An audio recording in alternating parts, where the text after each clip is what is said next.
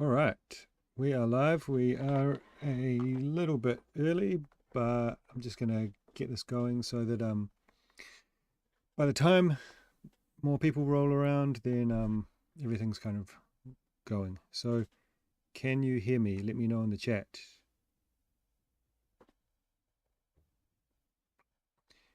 Let me know in the chat.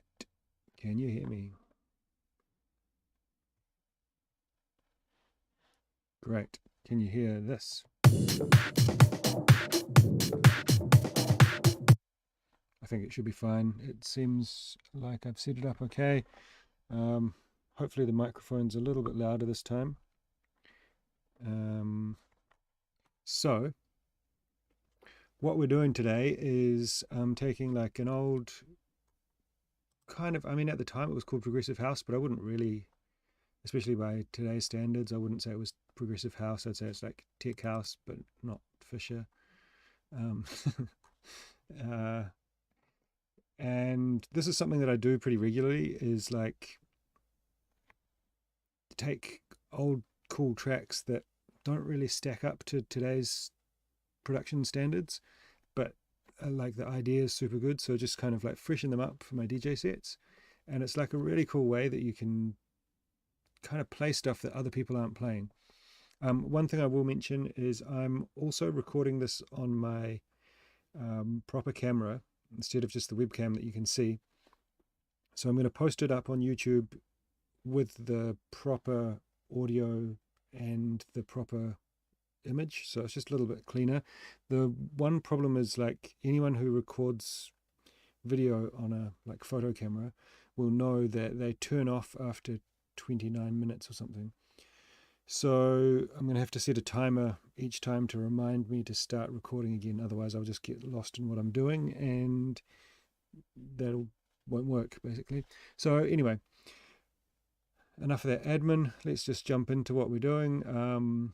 This is the track. It's Tijuana, Groove is in the Air, and it's the Moonface remix. So I'll just skip through a little bit. We can hear it.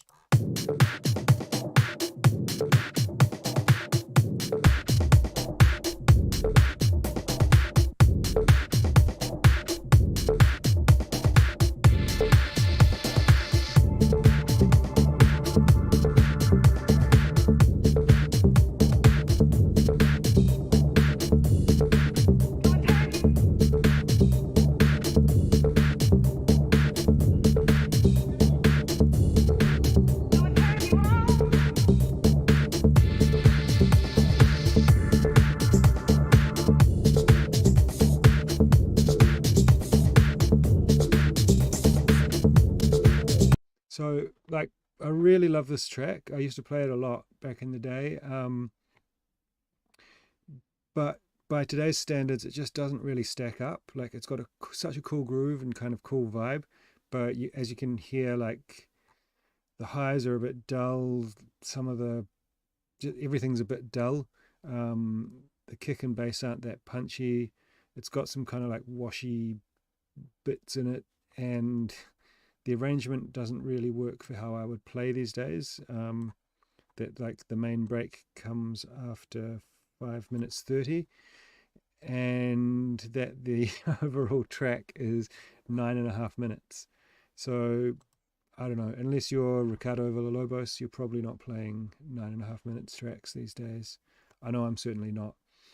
And I think actually there's one track that I did this exact thing on, which is a Bushwhacker remix that came out like as a white label of Michael Jackson, Billie Jean.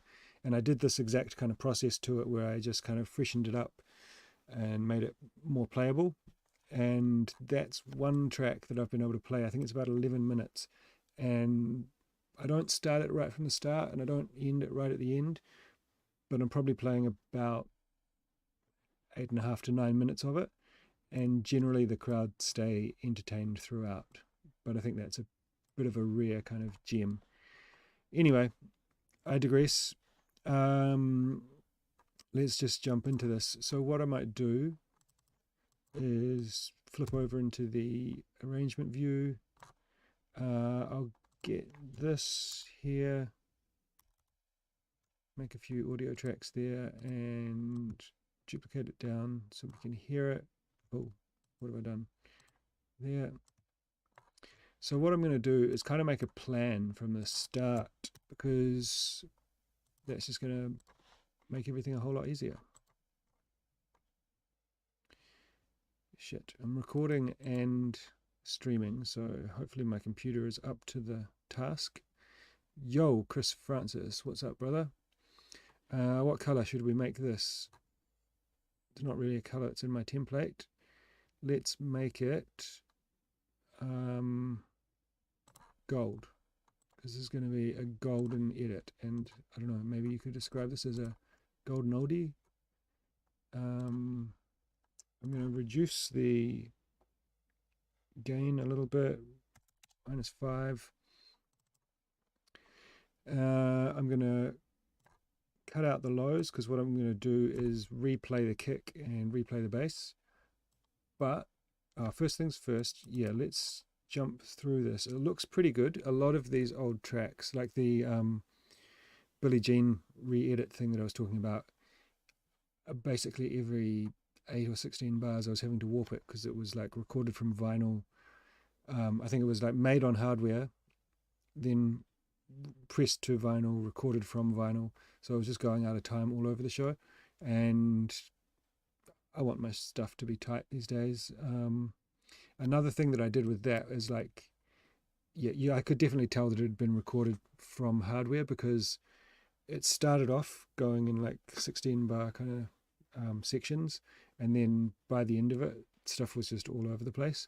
So what I like to do is just kind of make things a bit more predictable. It just helps for the way I play, where I'm sometimes mixing in multiple tracks or adding acapellas over the top, or just doing kind of things. I like to have for the way I DJ, I like to have things in kind of predictable 16 bar sections, right? So let's just jump in and have a look at this beat grid. I think I've got the one pretty much bang on. So this is saying 126.87. I've got it slowed down to 125, which is about what I normally play. I mean, the beat grid looks pretty good. By the way, I downloaded this from Beatport as an AIFF, so a lossless file. In this kind of case, it's going to be much cleaner than ripping it from vinyl. So I can see there, this is a little bit off. So I'll zoom in, grab that, pull it over, then let's jump just to the end here. I mean, it looks really good. So what I'm doing is just going to the start of a bar, grabbing a kick, and just pulling the transient right onto the grid, and then I'll just do that here. Yeah, see, it's kind of gone slightly out. Maybe that's where the kick goes out at the end. So why don't I do it here at 255? I mean, I'm probably not even going to use this. Yeah, see, it's pretty bang on. I'll call that good enough for me. I'll just check here.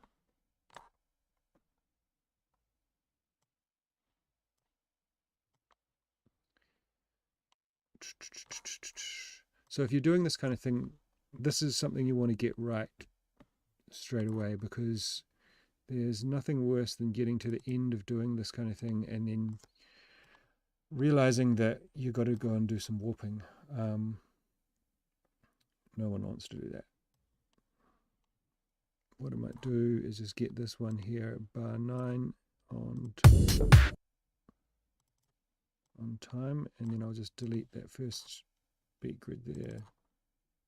Hopefully that'll bring everything in to time. No. Okay. So we'll do the one at bar 2 here. Boom. Now we should have everything all lined up, so I can just kind of chop this up as I like, and it's all going to stay in time, which is what we want. I'll change this to complex. I don't know, is it a good idea? I never know which one to use on this. Different people have told me different things. No, maybe yeah, I'll use complex because I want it to sound, I don't know. Okay, so the first thing I want to do is basically come up with a structure or bits that I'm going to use, right? So that intro bit's cool, so I can chop that there.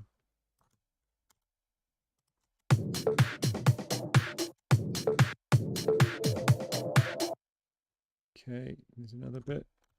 There's a break. Here's a break. Here's another break. Kind of main break type thing. This bit here, where the kick comes out, but the bass and stuff is still going, is going to be super handy for figuring out what the bass line is, because I'm going to either replay that with a synth or at least with a sub.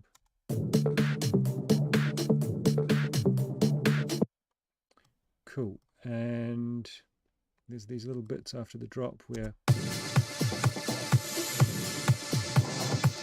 drops back in with just the kick and no bass line.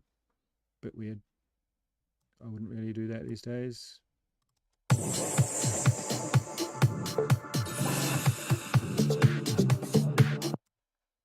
I mean, it's a really cool bass line. It's pretty much, that's all the track is about. All 9.5 minutes of it.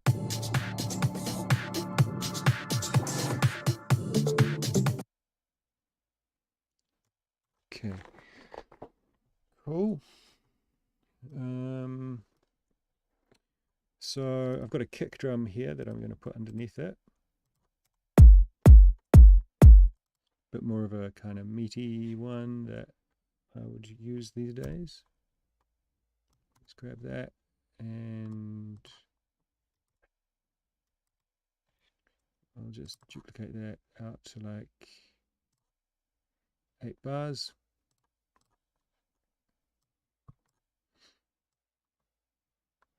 Now there was something I noticed in the original.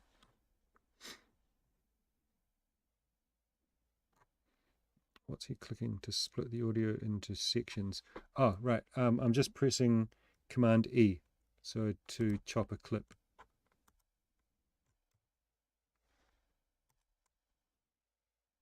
You can also go like that, I think, and split. Yeah, Control E or Command E if you're on a Mac.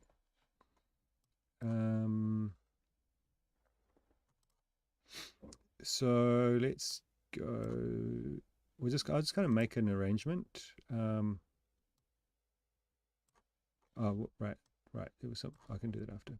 Okay, so I'm going to go boom.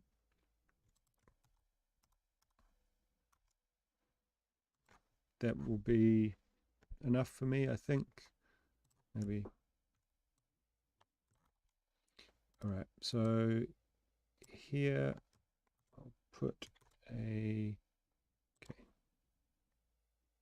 Delete automation on that. So basically, how I make my arrangements, or kind of just like I sketch out an arrangement, is just using the clips like this, color code them.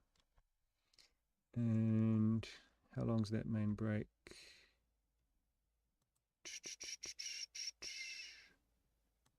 So let's go here.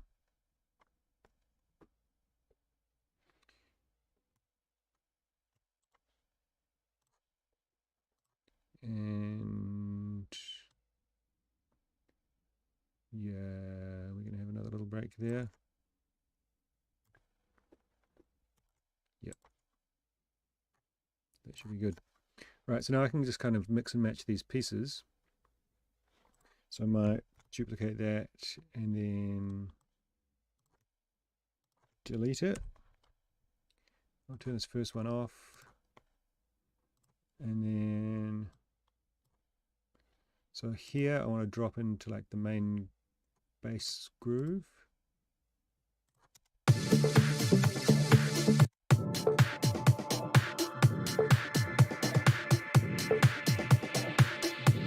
Yeah, that's that's going to be perfect. Right, so I'm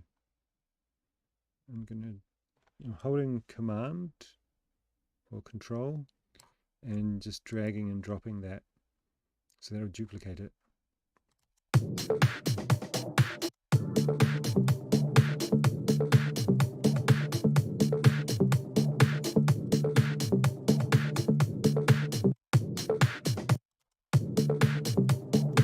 Alright, let's hear this with the new kick drum.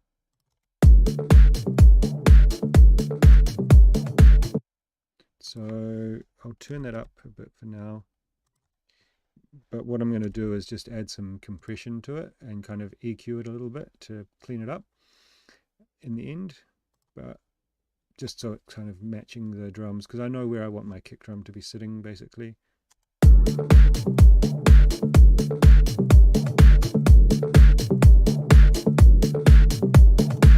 Okay, and I'm just gonna EQ out that hi-hat a tiny bit.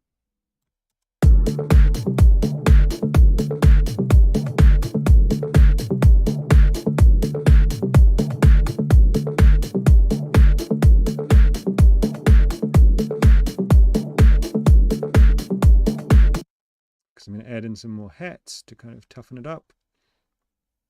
What's this break doing? Love it.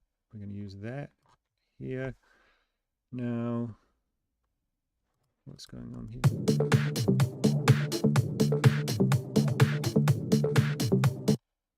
What happens after this?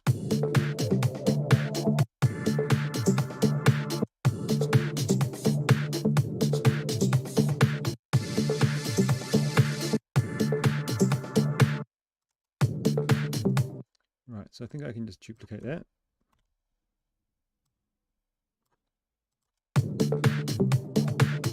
Oops. No. Right, so that happens at there.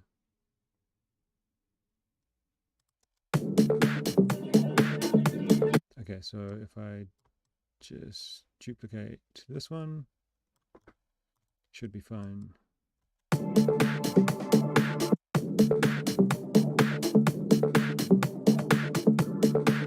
No. Okay, this bit. That's the loop. So I'm just trying to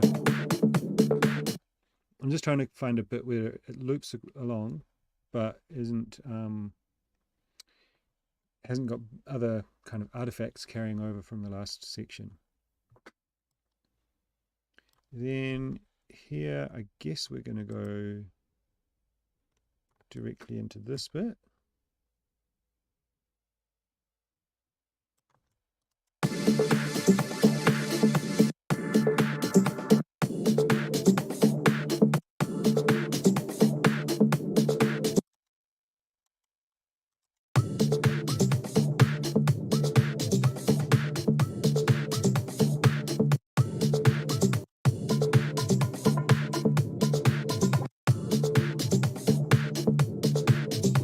Might use that there with the percussion.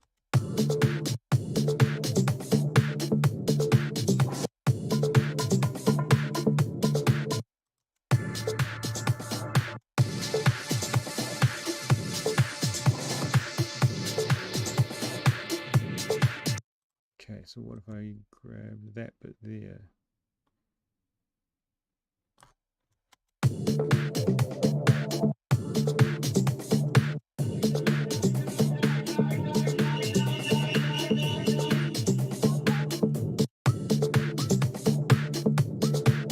Oops.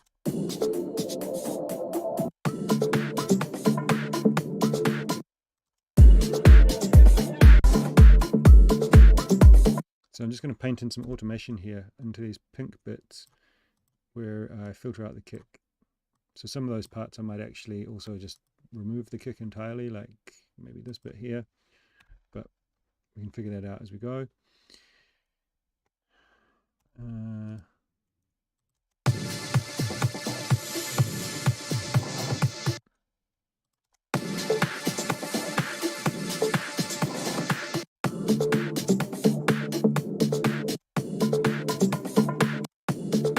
so what I'm going to do, I think, I'll leave that in place for the minute, sorry. But I think I'm going to get rid of that bit where it doesn't have the bass line, because it's just a bit weird. And what we've got is at the end of the track here,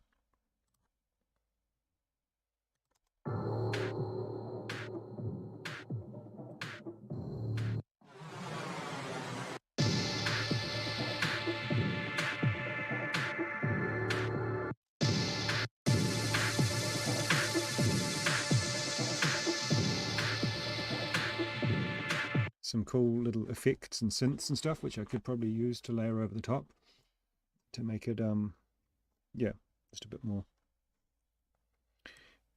seamless. Now, how is this going to work if I put this little 2-bar break?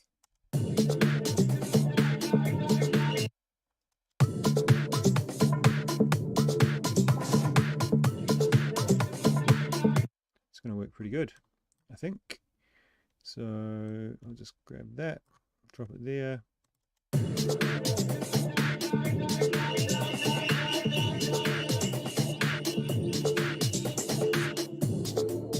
Cool. So I want to get this arrangement in place because I keep forgetting to flip between these, which is probably a bit annoying for those watching.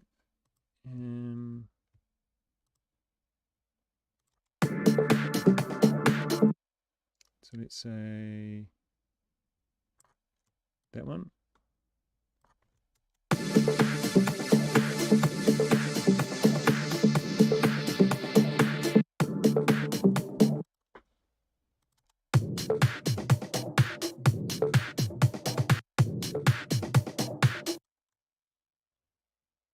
Into that one.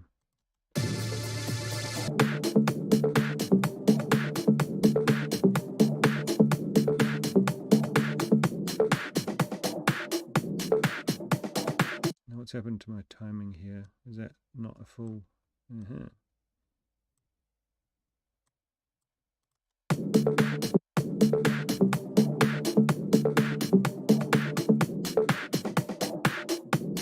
Cool. So let's drag that down.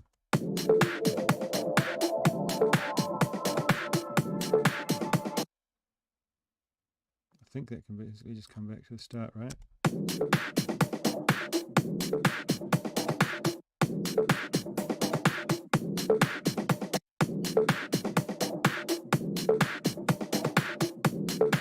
Cool.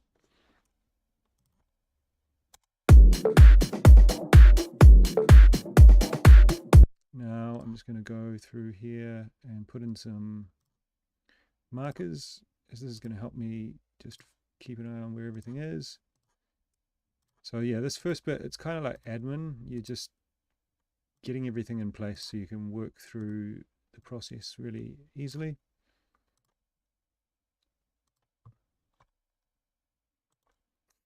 Rename that as end. Now, onto some more fun bits. What I'll do first is, let's take the EQ off here. We can just look at this.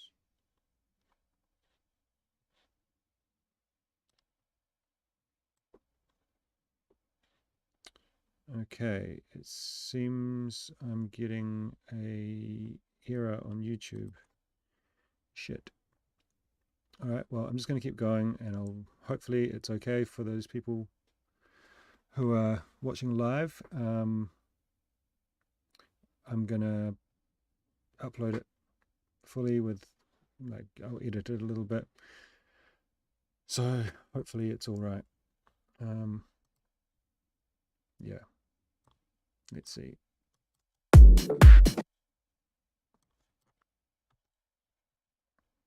So let's jump into the bass line here.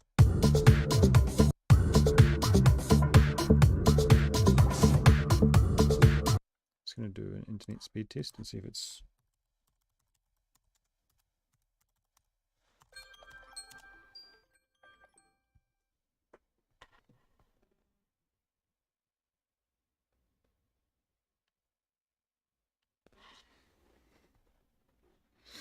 Okay, speed test.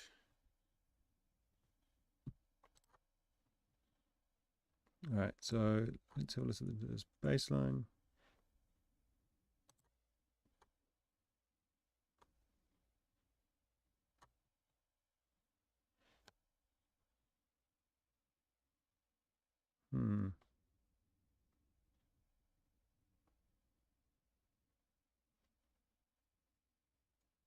All right, my internet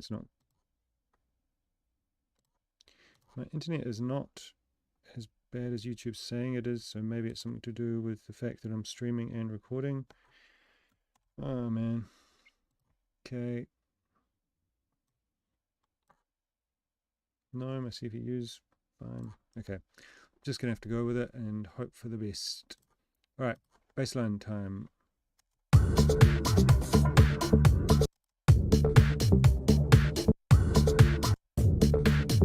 So right here, we've got the bass line playing by itself.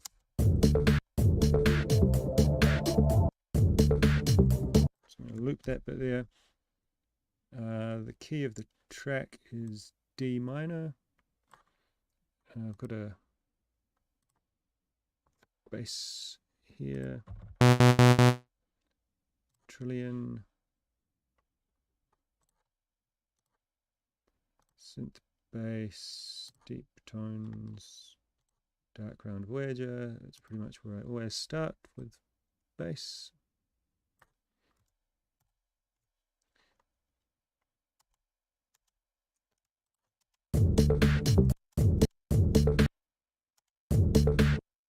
Let's see what I can see on here.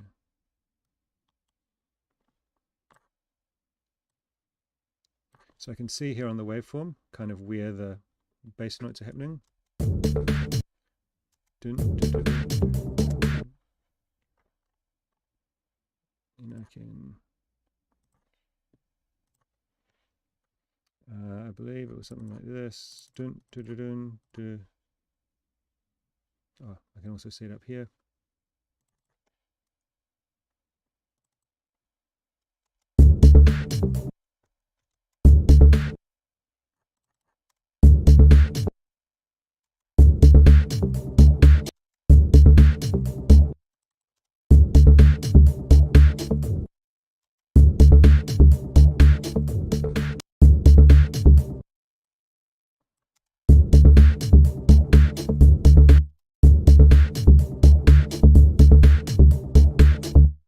So I believe that one of these kind of bass sounding things on the original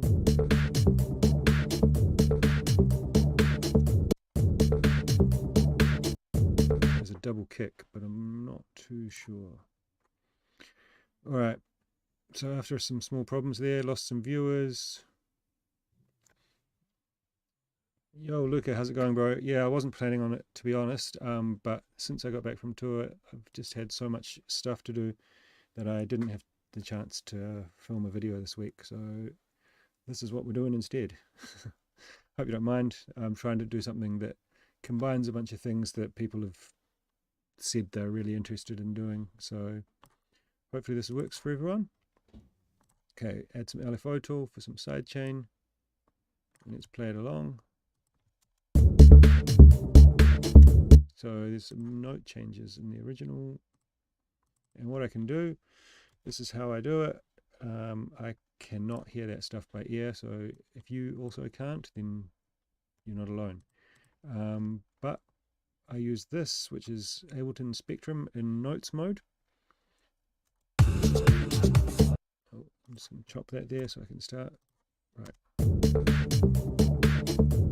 Okay, so I can see that it's mainly playing D and then it goes down to the C. Right, so just here, after the first clap, it goes down to the D, I believe. Cool. So I think it's just one D note.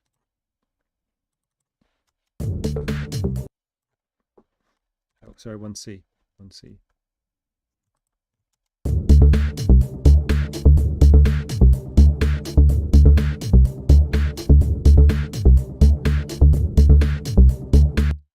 got a bit of velocity change in the original here. So this one here, we want to bring it down a bit. Probably this one here a little bit down too.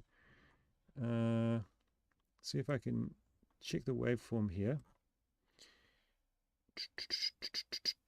So it seems to be like really straight.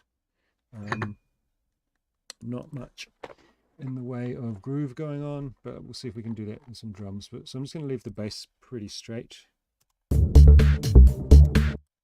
Now let's have a look where we're playing. So pretty subby.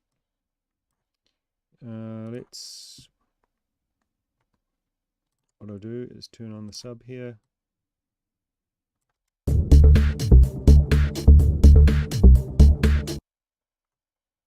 And let's see if we can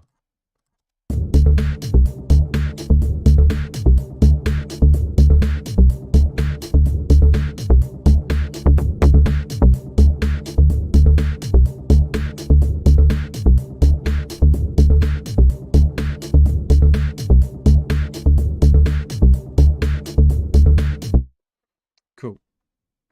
So that's probably coming out pretty hot.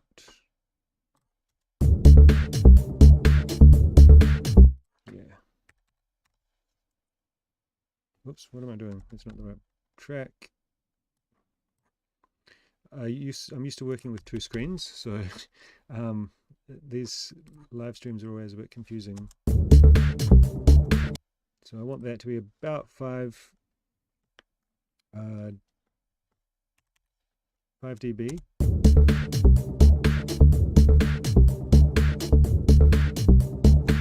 Lower than the kick. Alright, so now if I just play this and the kick, where's the kick? Alright, that's right.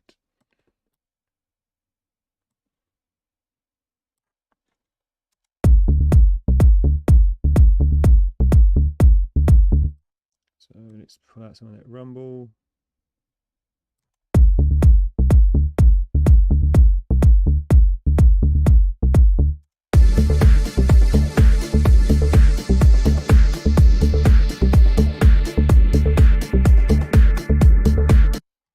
As opposed to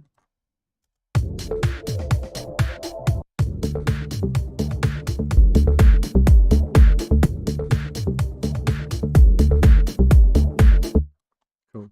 So that's sorting out the low end. I might just turn this to, I'll try this, and roll off a few more highs.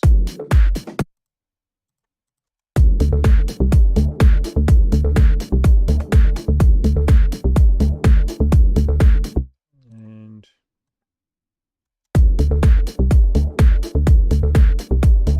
I'm not sure if I'll stay with this bass the whole time. I might even redo it.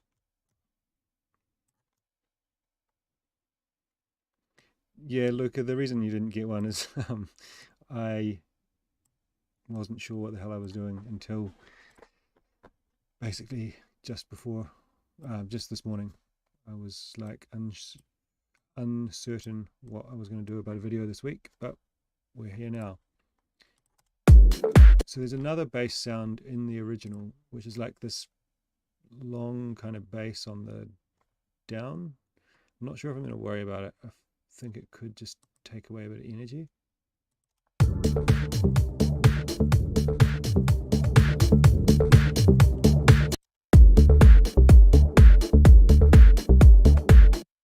So what I want to do is on the original, try and EQ up, a bit of punch in the bass.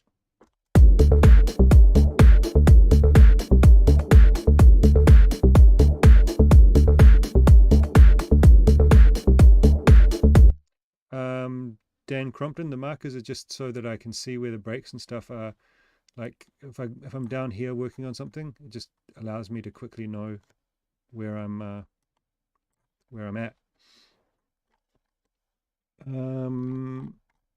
So let's get some drums. For that, I'm just going to switch back into this view. And this is how I like to do my drums.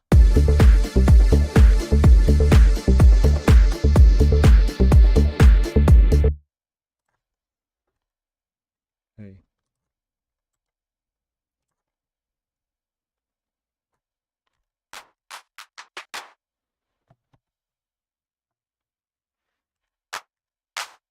Yeah, Dan, I'm big on like,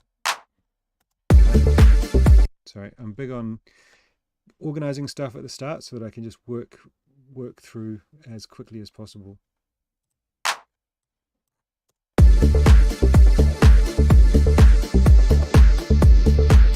Okay, something else I'm going to do is, so you'll see I'm kind of like pulling out quite a bit of the frequencies on this.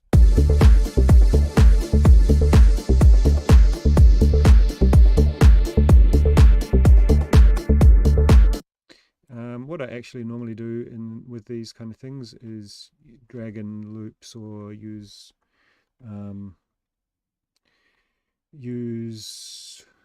bits from past projects. Just, you know, the whole point is like, I want to do it quickly, and I'm just kind of, I'm not trying to recreate the wheel. I'm working with something that someone's already made really cool. So what have I got? That one here. Simulation. So here's an edit I did of Roisin Murphy simulation, same kind of thing.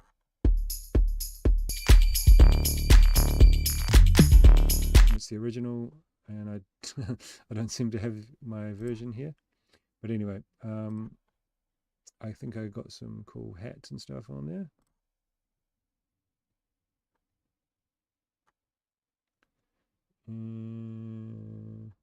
Let's see what these open and closed hats are.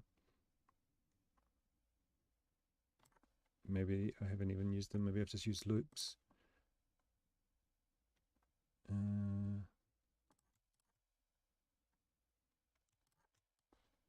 And let's grab those claps. So I'm probably not going to use the exact same ones, but it's just a good starting point to see what's working and what's not.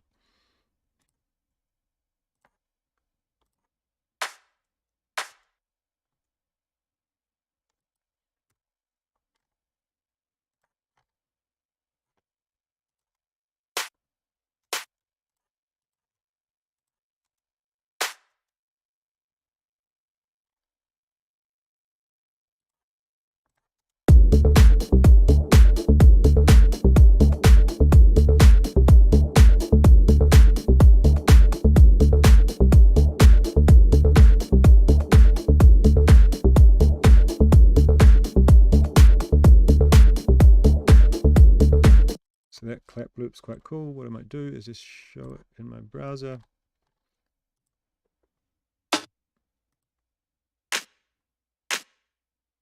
Okay, I know where this is from. This is from Space Food.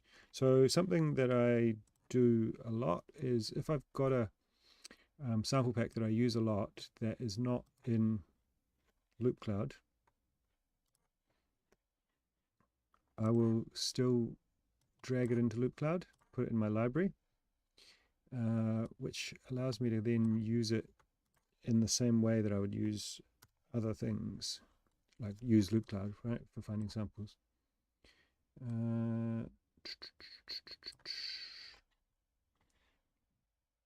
Okay, Loop Cloud. Just gonna have to shrink this down a bit.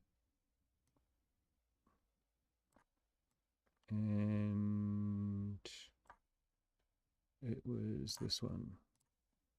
I don't think Bingo Shakers are on Loop Cloud or on Loop Masters. So the reason I use Loop Cloud is because of this.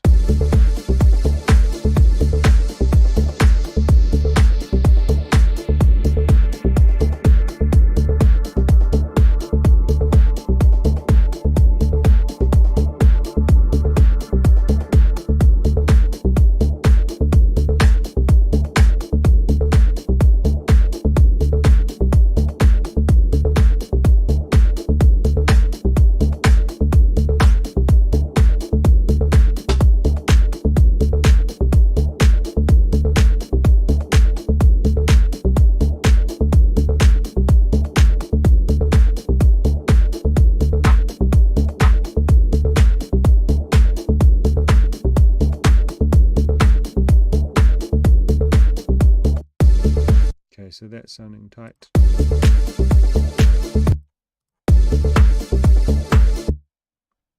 Okay, I think that tight clap there just sounded best, so and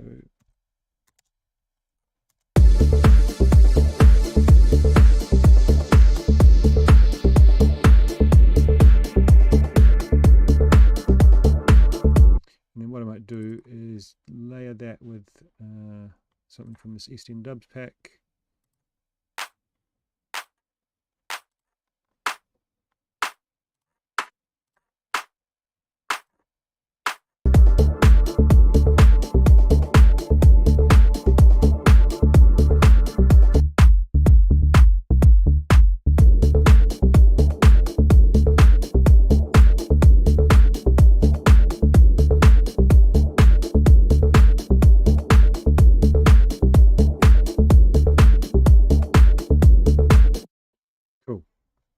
So that's the claps sorted for now.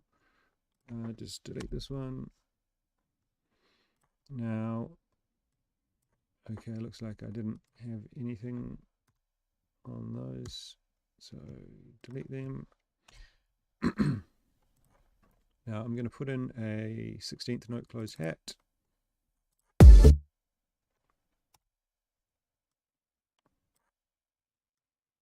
Oops.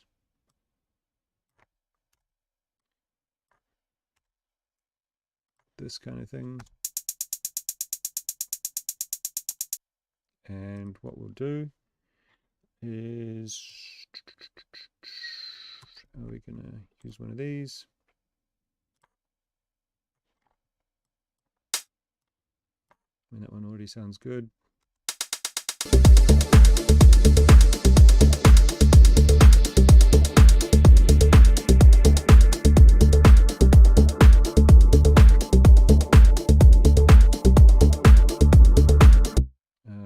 I'll add a little bit of randomization.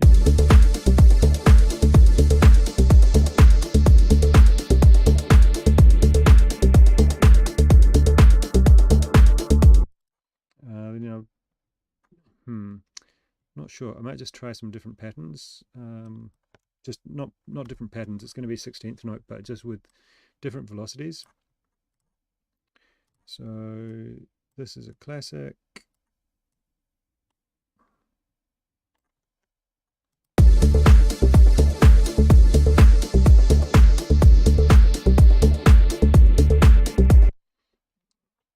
Doesn't sound as cool.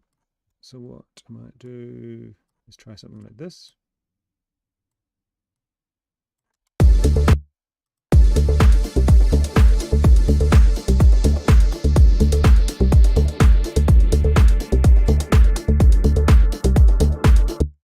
No. So what about if I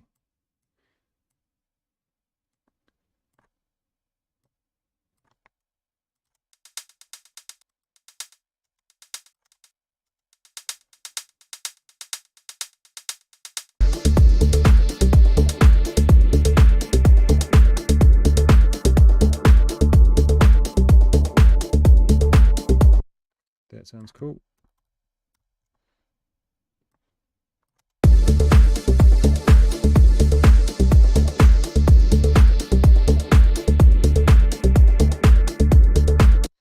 Dan, yeah, I use the markers every time I'm making a track. Basically, it just really helps. I'll kind of do the arrangement. I do the arrangement super quick, usually just by painting in the kick drum, like I did on this one, and then I put in those markers so that I can see what I'm doing.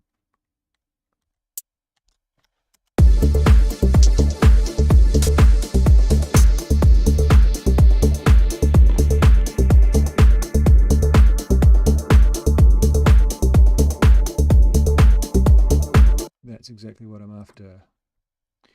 For the open hat, yeah, let's stick with East End Dubs.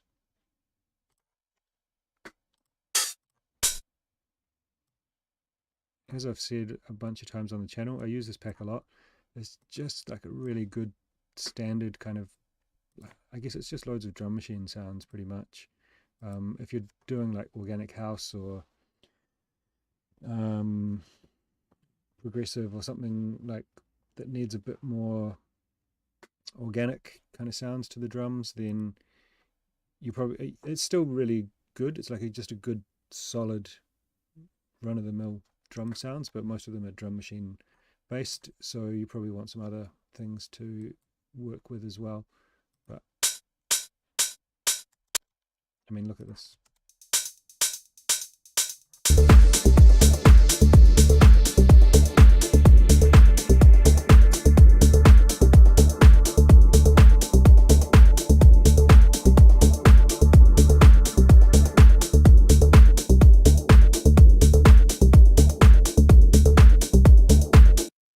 So I feel like that synth is not strong enough in the original, so I might have a go at, like, I'm not sure if I'll be able to recreate that, probably not, but I'll give it a go at doing something in Diva.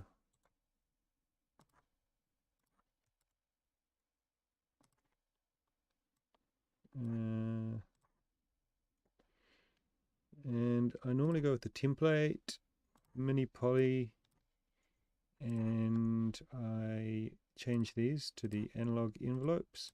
I should actually save this as like the initialized preset or something. That's where I generally start from. So it sounds like it's playing like a sub.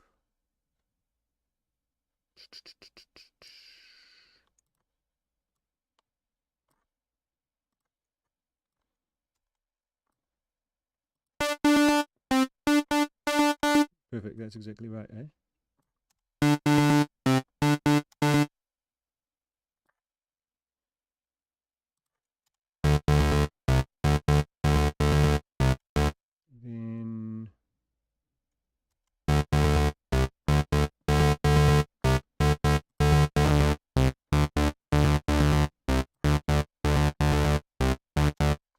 Then I'll bring this up another octave and bring this down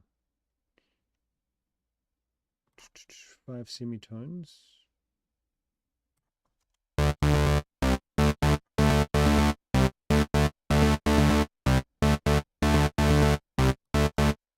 Let's have a look at that bit from the original where it's just got the synth playing.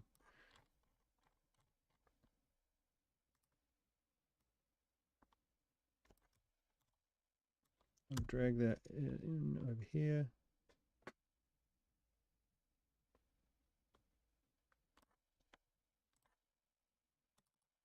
And then loop it. Cool.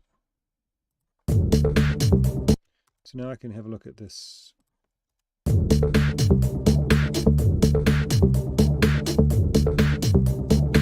Okay, so that's playing D and A, so that's basically what I made.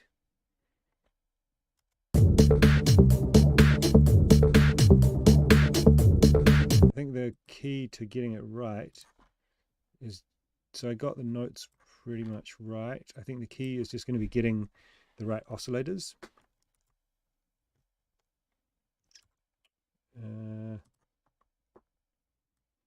Maybe try square.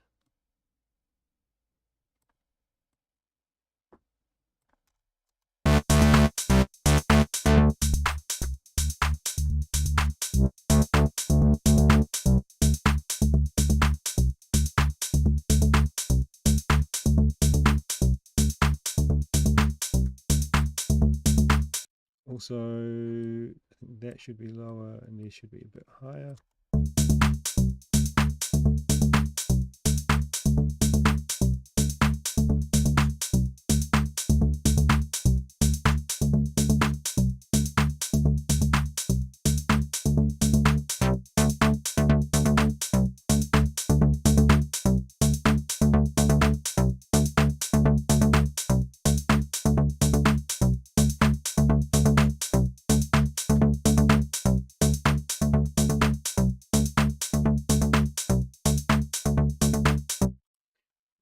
Anyone in the chat can hear what kind of oscillators is being used in the original? I think the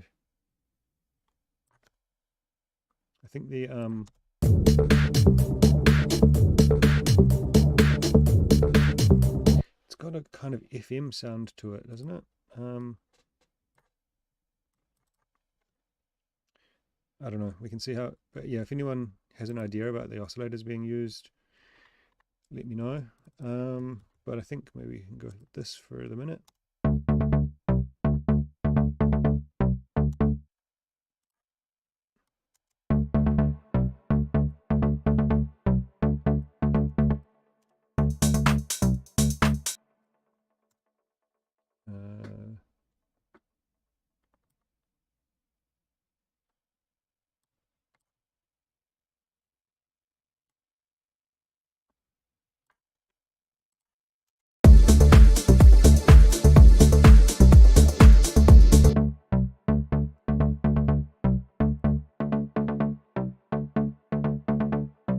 Maybe it's even better actually if I don't use the same oscillators, because then, or you know, don't get it too close, because otherwise it could start phasing and stuff. Hopefully this way I can just increase it enough so that it sounds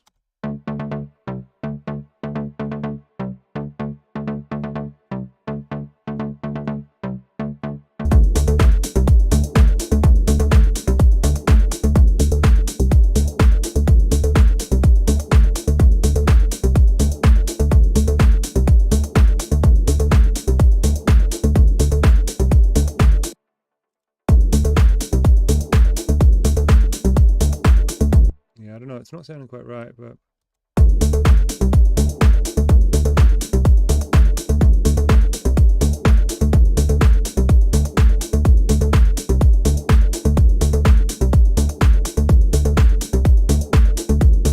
I'm not sure if it's the organ bass from the M1. I can try that.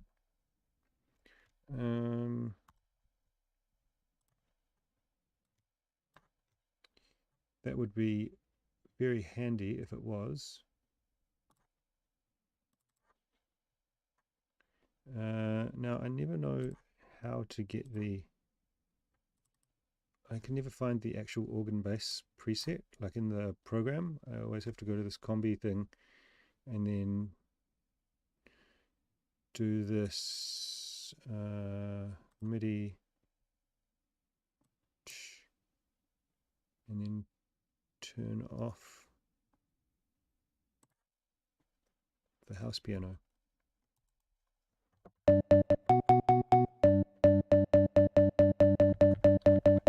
So the thing I would say is that the transients, or the frequencies look different.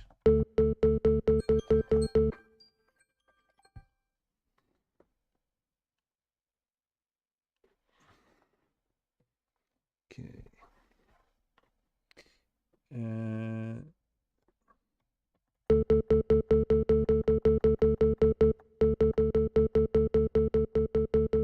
Maybe they don't.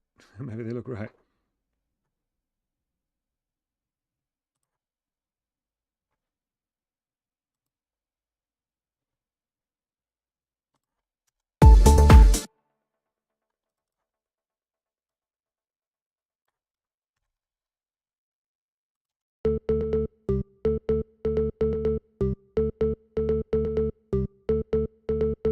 All right. Okay, I think you're right.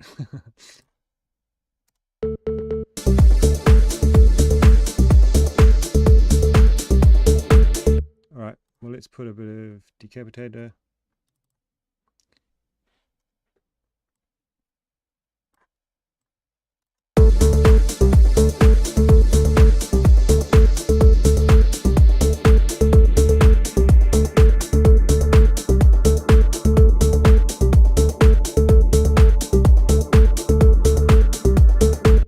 Sounds a bit stiff. I don't have time, so I'm gonna go add some random and add some random velocity to it. Let's turn the reverb off on it. Let's turn both of them off.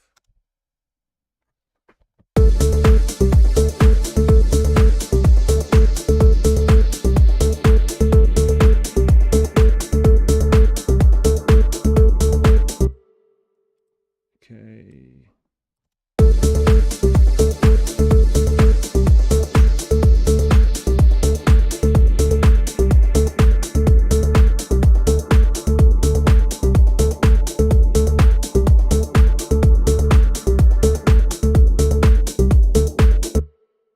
Cool. Well, that was easy. So now we've got the sub and this.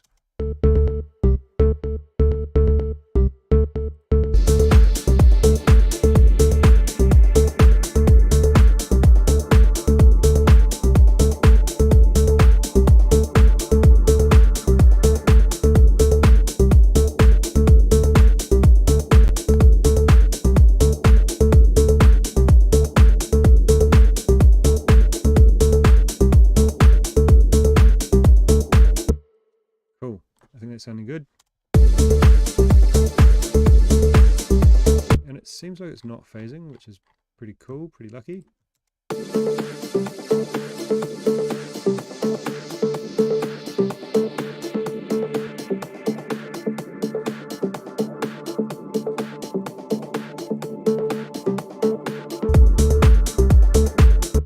Okay, I'm going to put a bit of a compressor on that to make it a bit tighter. Might do that after the decapitator, because the decapitator is going to bring up all the frequencies. So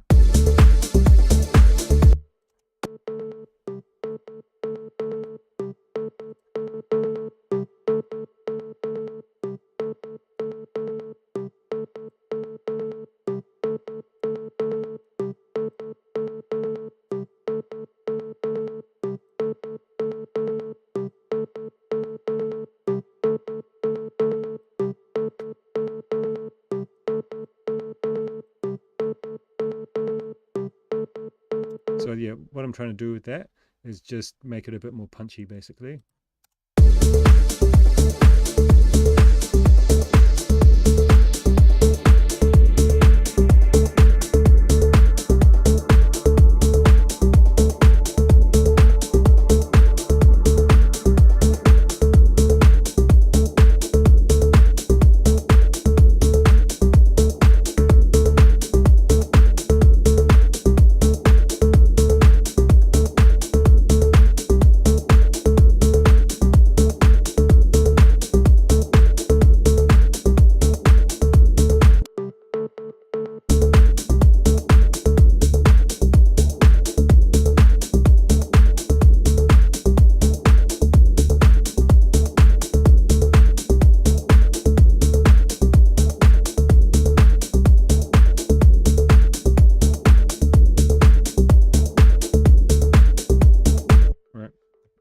Let's roll with it, and let's get back to some drums.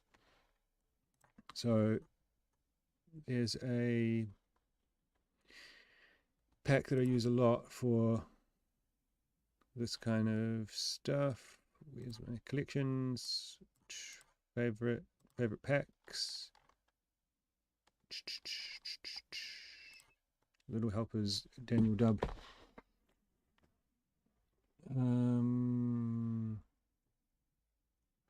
Actually, I've downloaded most of these loops, so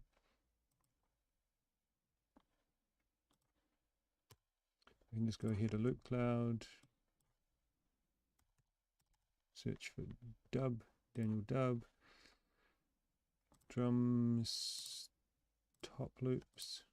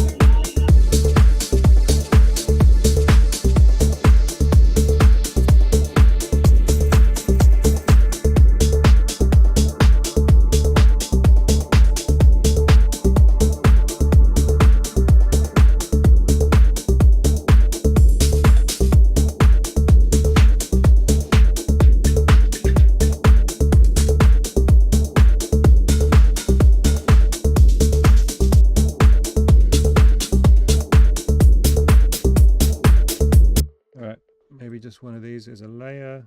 The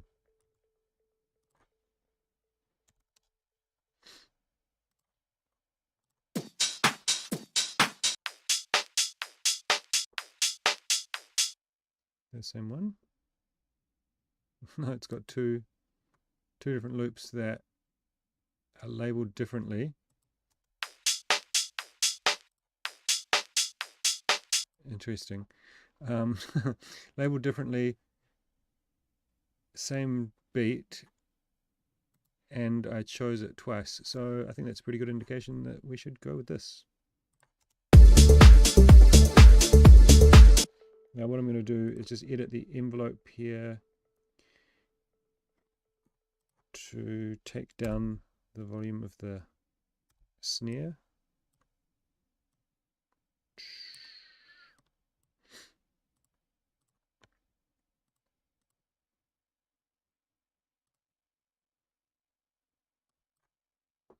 I have had a couple of people comment before when I've done things using loops, like, oh, what's this shit? You know, why is this guy using loops? It's like,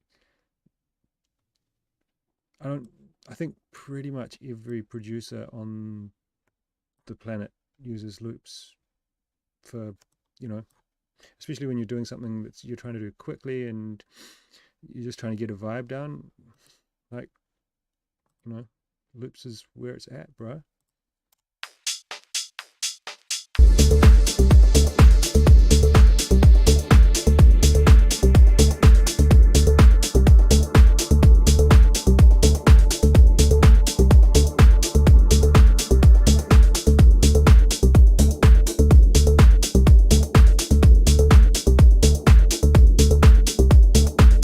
Cool, that sounds pretty much bang on. So I'll chuck that guy in.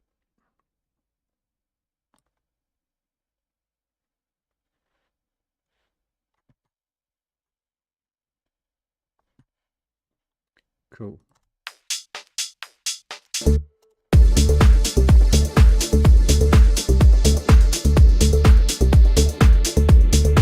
Okay, and just for context,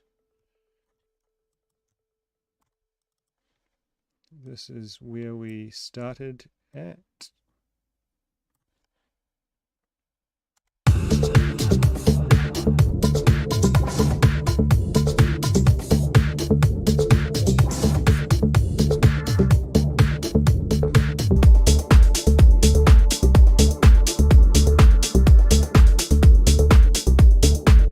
Might try layering this a bit as well.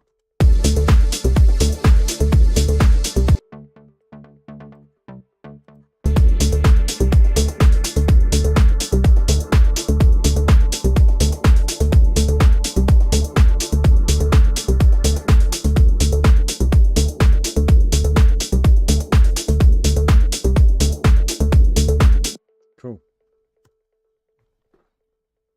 So let's grab all of these bits. I'll just record them over.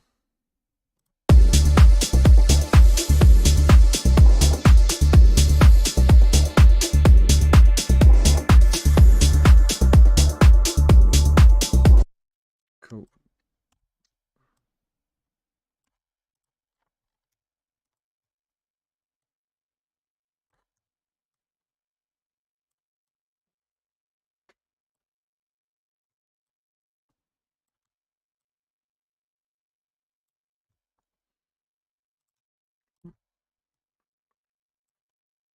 So that's like a good kind of foundation for the drums.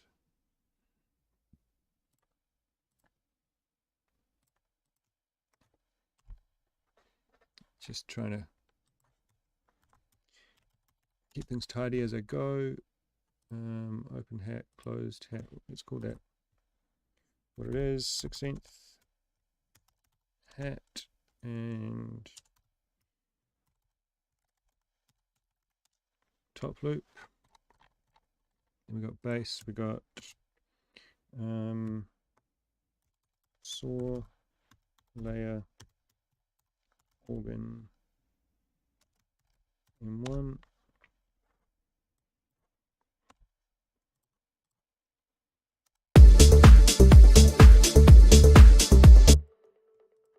So maybe we'll also save these for later.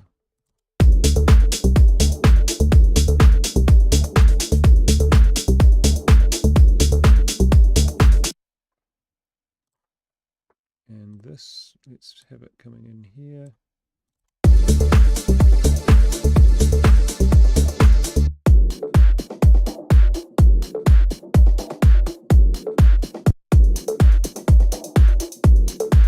Now I might get a shaker or something in there, but before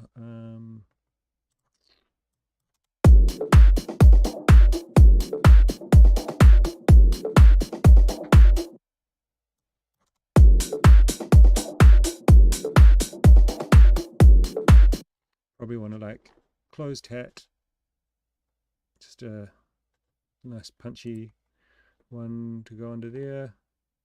Or what's this got? Maybe I want to start with that.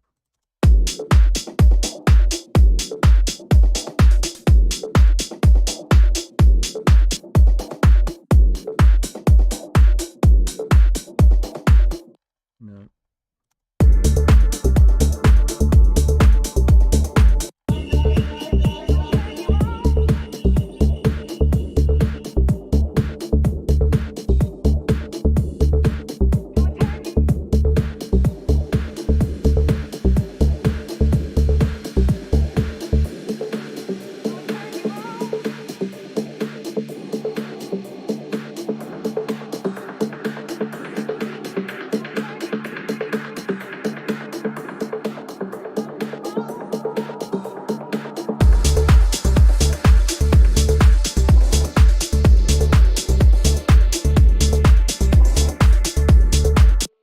Okay, so I'm going to probably add in a bit of stuff on the drops here.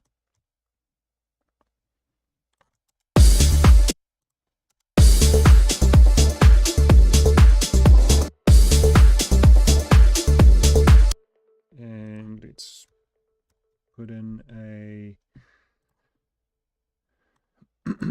so I'll put in a snare riser,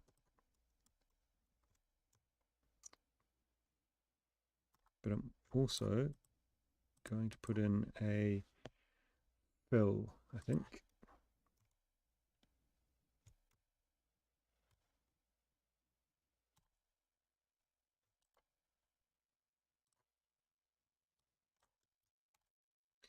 Okay, make a new MIDI clip. Oops.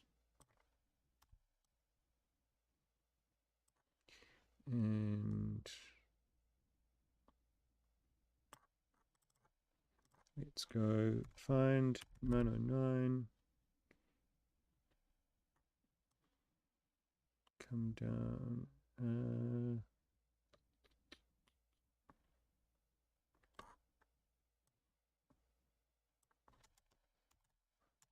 909 core kit, that's what I'm looking for.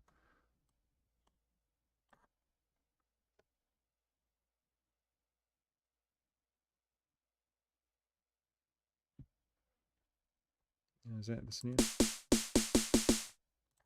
that the snare we're looking for?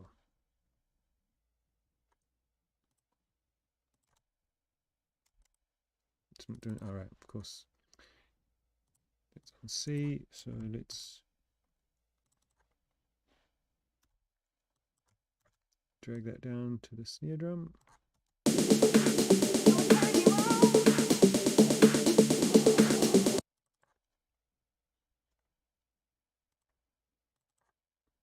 And then whack in some automation.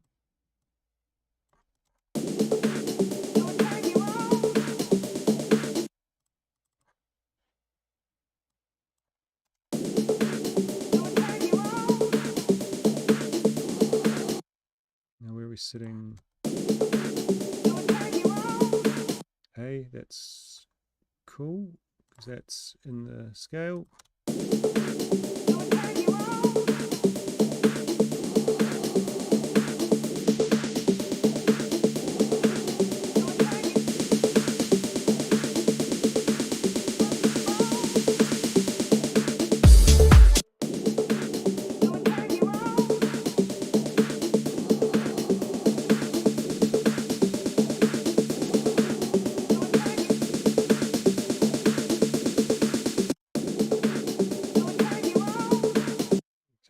some groove.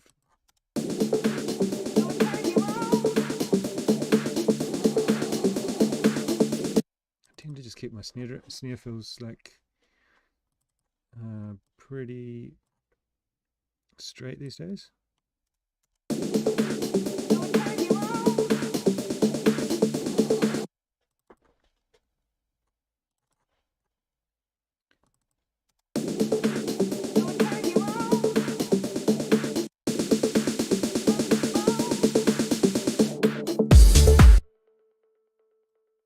Okay, so maybe we want to go to somewhere like that, and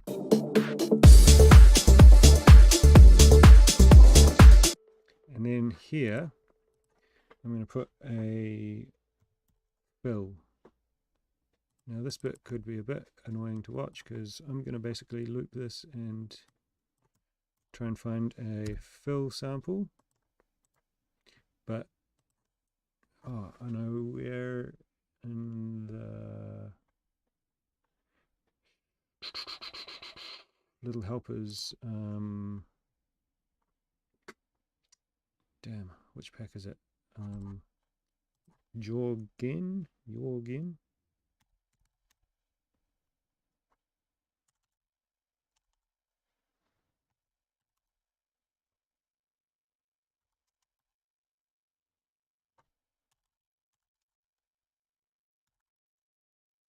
Shit, I can't remember.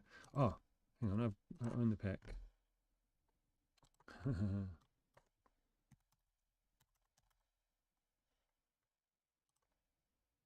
This one.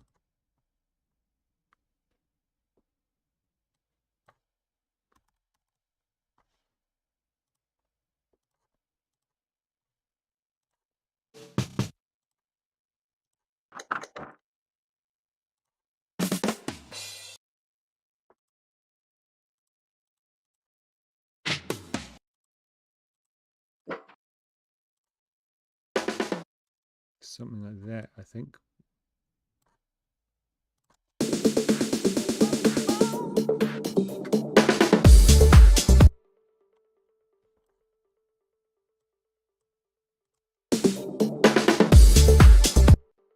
Maybe we can do better.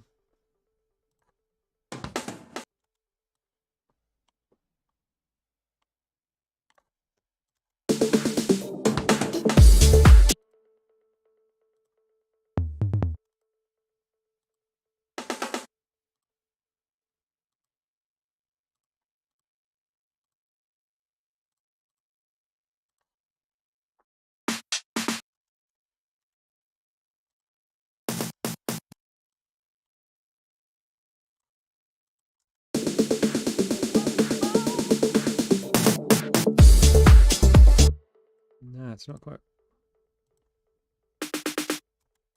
Something like that. Well. Okay, so I'm just gonna play one myself.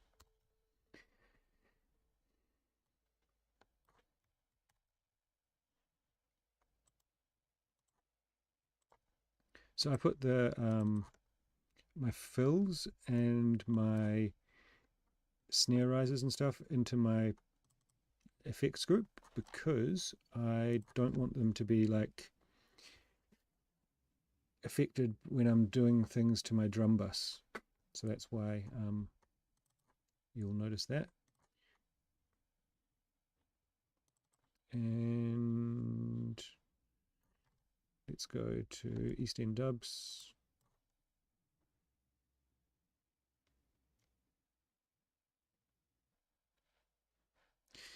Mr. Feel Good Mix sounds good, bro. I haven't been to Köln for a few years, so that would be good. East End Dubs.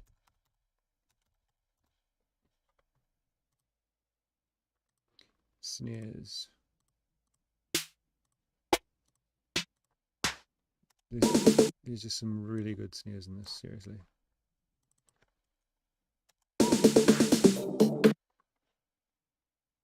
So now we're just going to make a fill.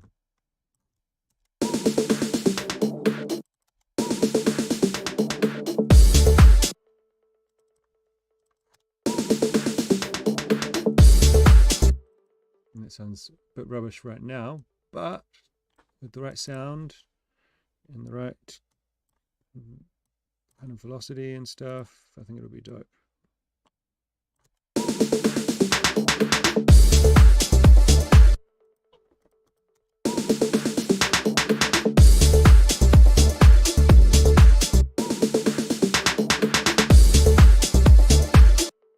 Yeah, that'll be cool. Just got to change the sound, and it's a bit loud.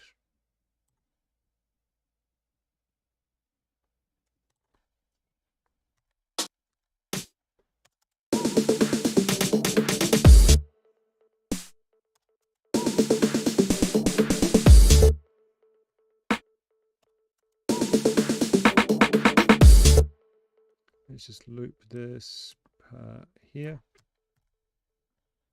Sorry for the looping, guys. This is literally how I do it. You know, I listen to things in context, play them in loops. I mean, everyone does this when they're in the studio, right?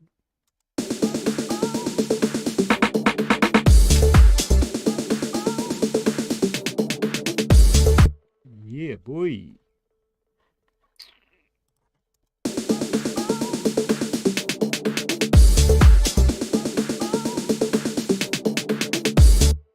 Okay, now we're getting somewhere.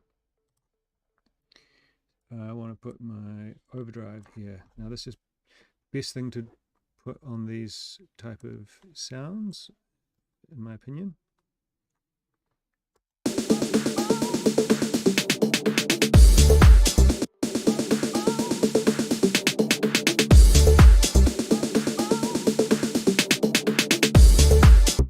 Yeah.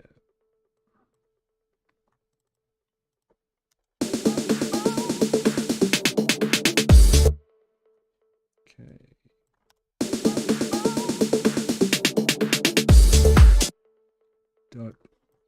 Okay, cool. I'm loving that. Just going to put a little bit more low end through. Give it a bit of reverb.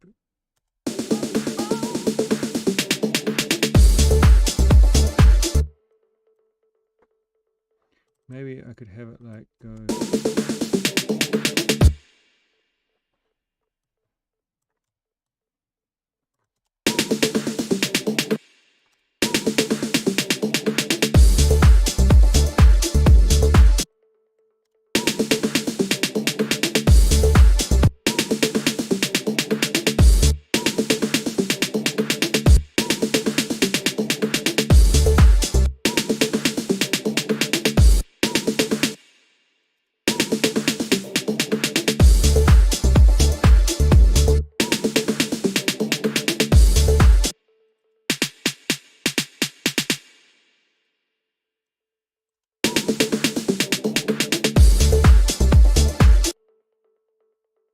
Cool. And let's make these ones a little bit quieter velocity. Well, then I could do that, yeah.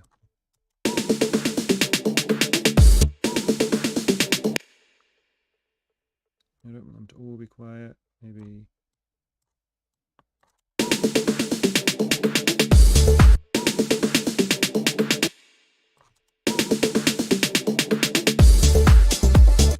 Maybe, I don't know, is that going to be too much?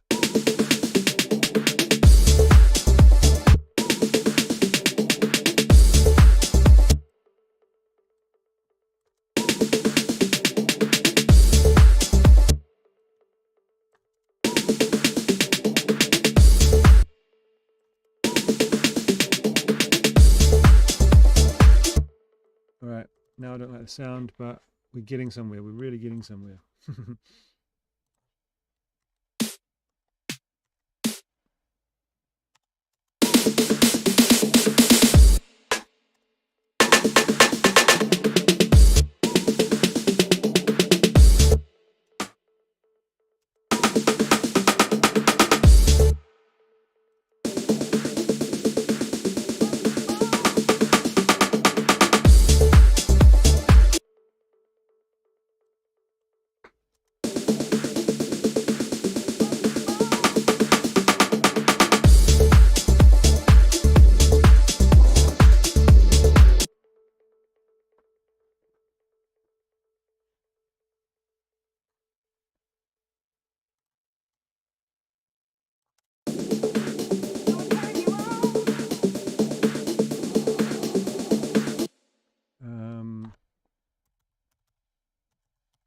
bass clef.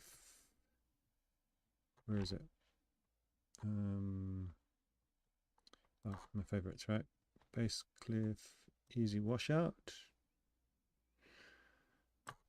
So if you go over, Bassclef has a podcast. If you go over to his podcast and no, you go to his website, bassclef.com, and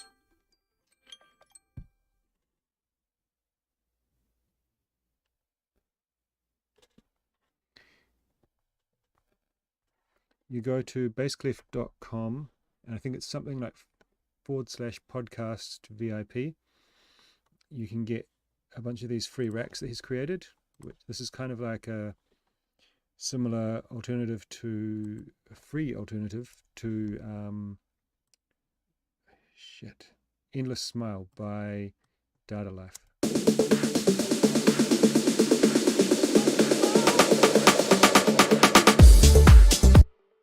Nice.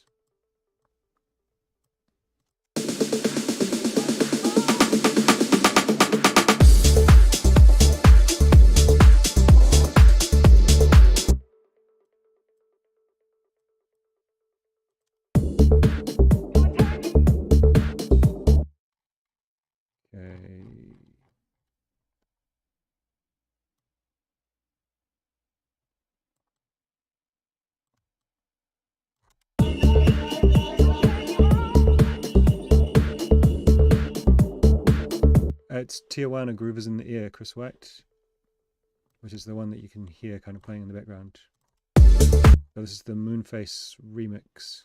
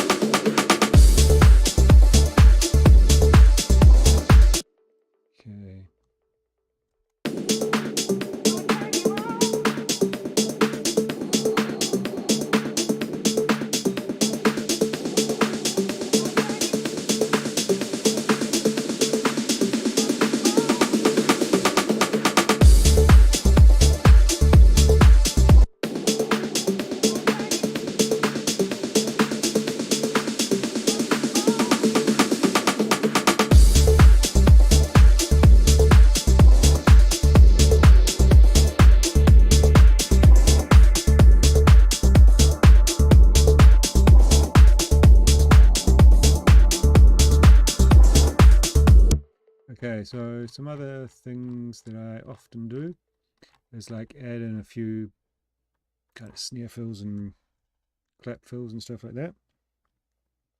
So let's do that, just to kind of toughen up the drums basically.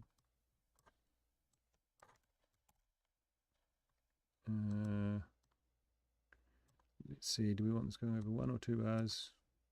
Probably 2. And let's go back to our old mate, East End Dubs. Perfect every time. Oops, I need to actually put it into the sample, right? Into the sampler, simpler. And let's add a bit of sustain.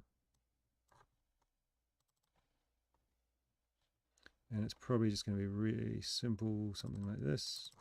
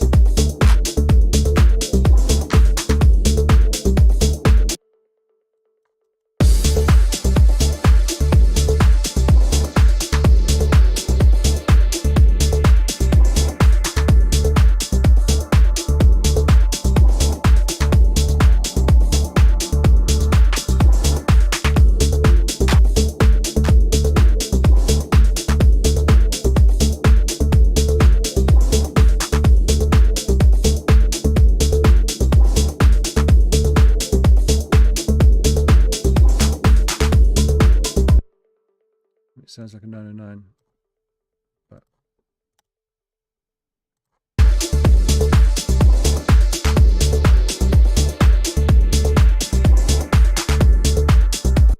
so good. Like, where would house and techno be without the 909?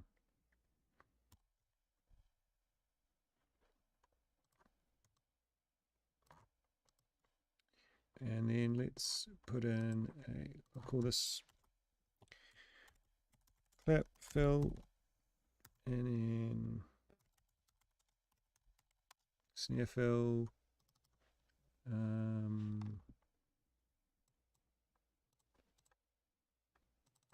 So what I like to do when I'm doing this kind of thing is leave the original ones in there, so I can so I don't put things over the top, basically, because these are intended to like play off each other. Show in browser and snares.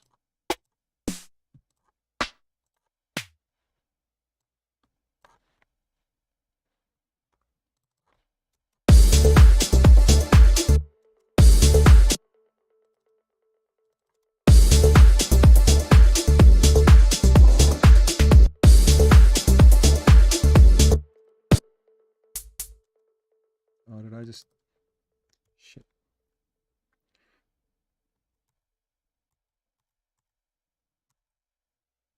Okay, put that in the wrong simpler.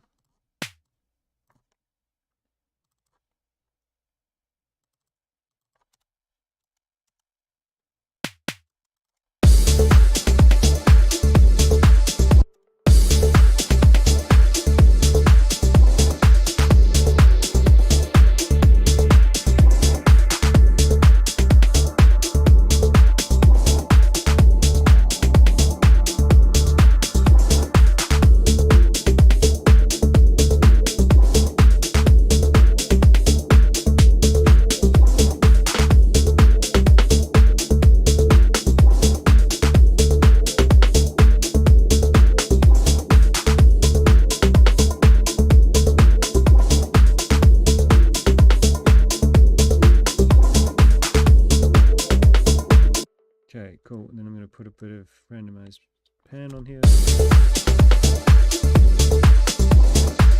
And on this one, I'm going to put some groove.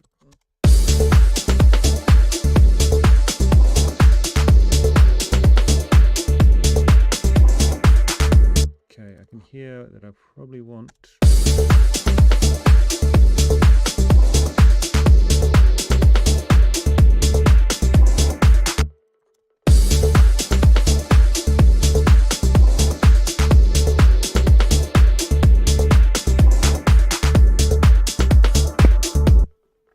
Nice.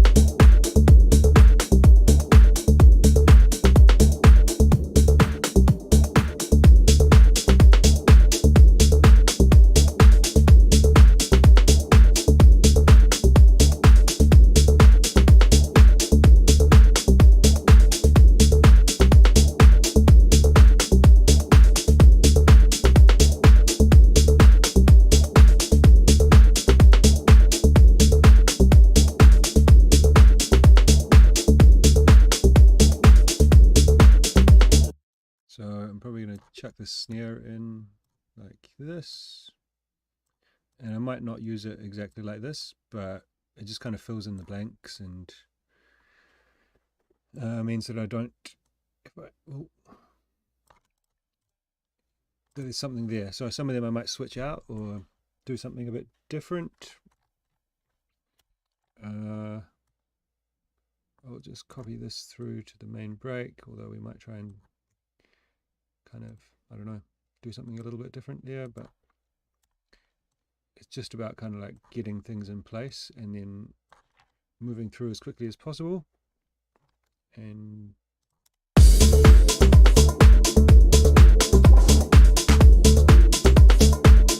so I can use this fill. How does it sound here?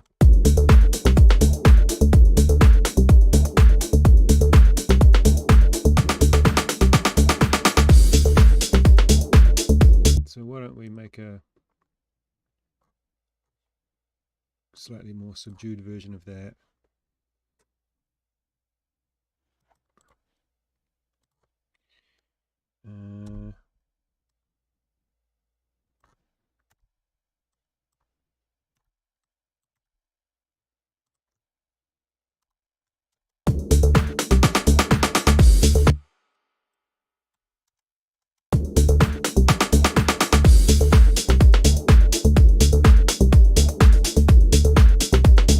Then I'll just bring the velocity down a bit.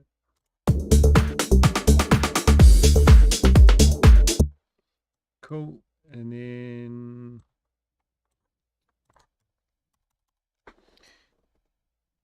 in my sample pack, there's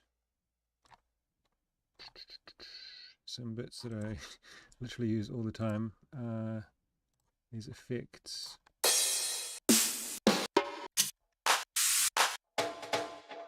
Yeah.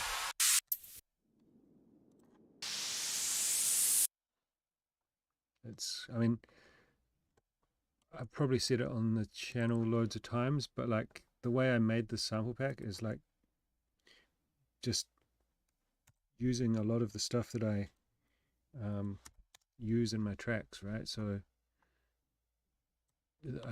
I keep going back to it myself because it's got the sounds that I actually use.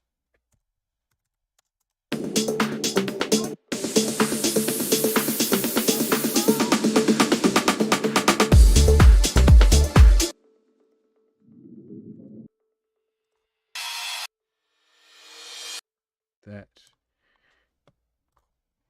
I don't know how many tracks of mine this is in, but it's a lot, literally.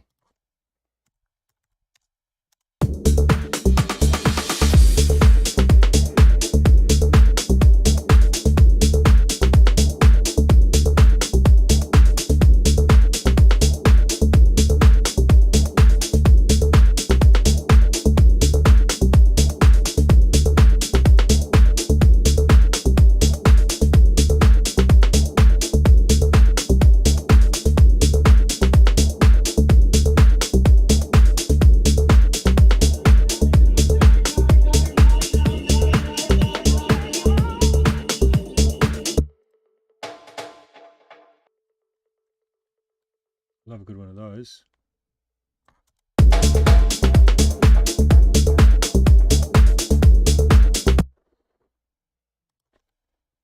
-5. Okay, let's make one of those, yeah? Because why not?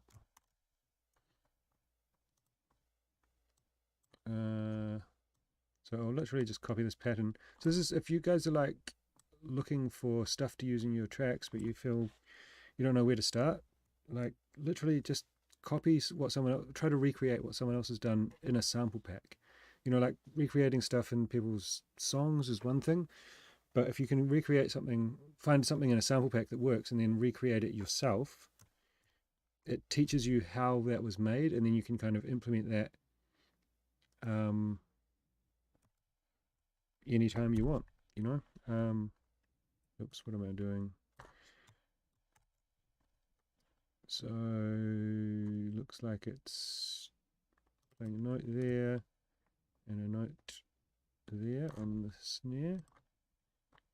Yep.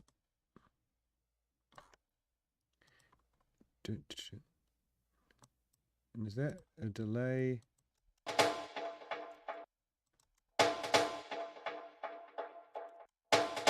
So it's like a ghost note there, I believe.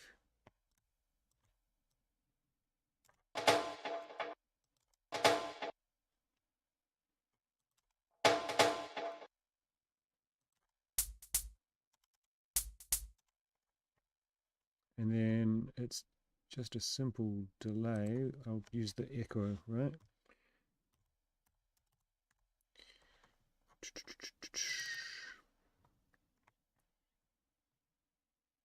With use the filter a bit, quite a bit of feedback, and I think it's probably a quarter note, not dotted.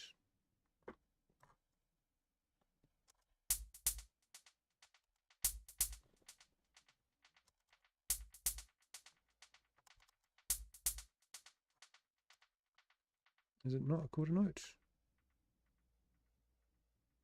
Oh, maybe it's a quarter note dotted.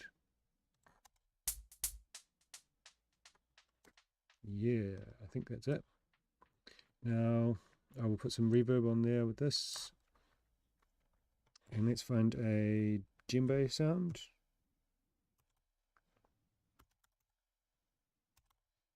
If you have Ableton Live Suite, you can download a bunch of like additional packs. One is called, oh shit, it's a percussion pack anyway. It's got loads and loads of stuff. I haven't got that installed because I've got so many samples and stuff that I just go with what I've got, but let's try that.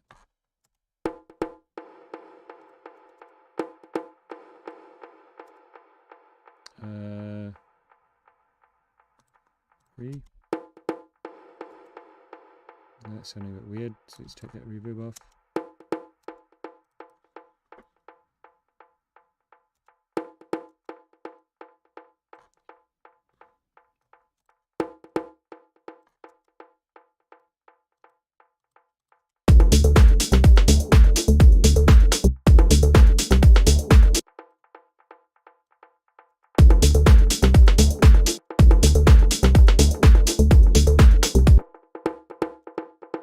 So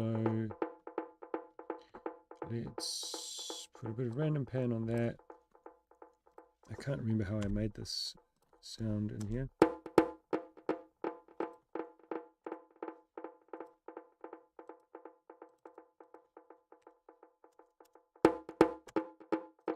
Okay, now I want to put a reverb on the channel, I think. So I'll just use the Ableton reverb.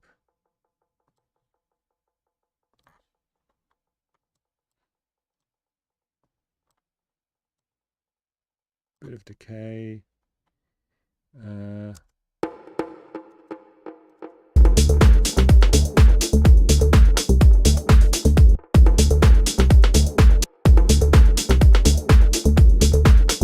I want some groove. And now I guess it's just going to be a matter of finding the right sound. Let's find, I know where to go. Shit, I can never remember the name though. Thomas Penton, Essential Drums and Percussion. This is another really old pack. It's just got so many cool sounds in it.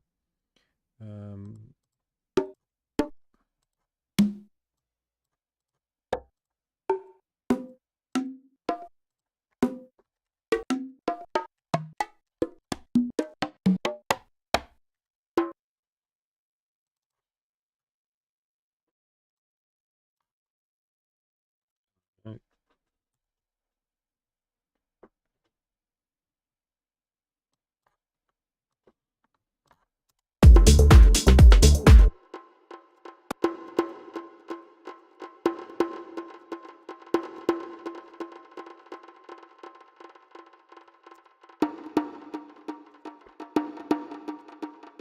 Hello mate, been following your music and just found your channel.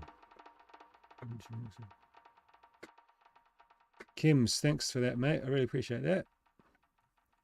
Hey Dobby, what's the difference between pre-effects and post-effects when using compressor or sidechain?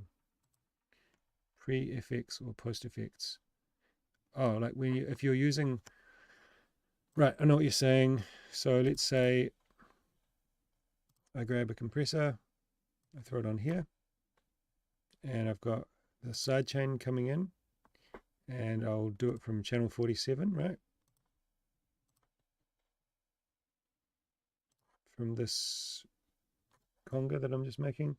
Okay, so post effect means that the signal that's being fed into the compressor that is generating the sidechain input is coming after any effects that are here.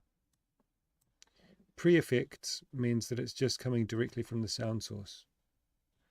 So let's, if I go like that, now this is going to sound like, it's like a lot longer, right? I'll turn the decay up even. And we should be able to see that influencing this post effect. Now if I turn it to pre-effects,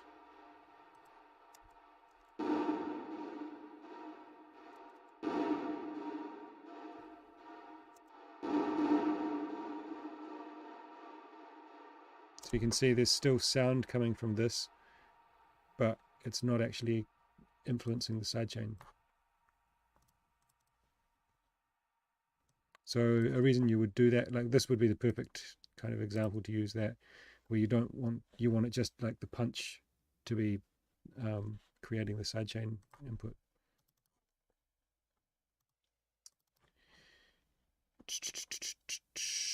Now I need to go back and undo that. Take that back to about 150, 30 or so.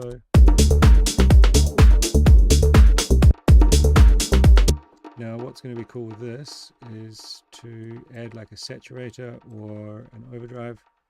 I always used to use saturator, but I'm loving overdrive these days, just a much grittier, more kind of in your face feel.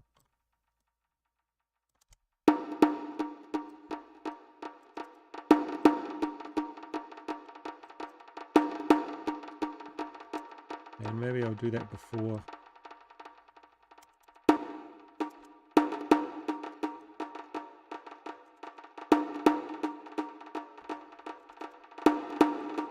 So without the overdrive.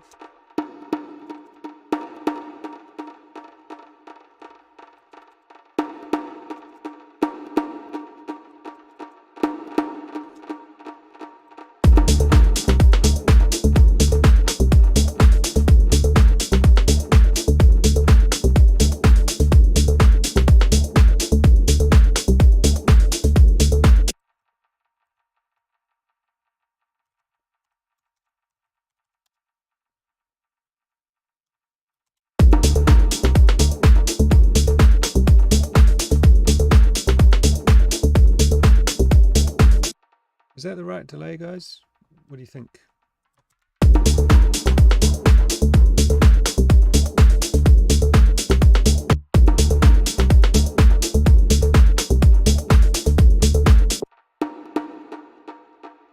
think I like that, the standard better.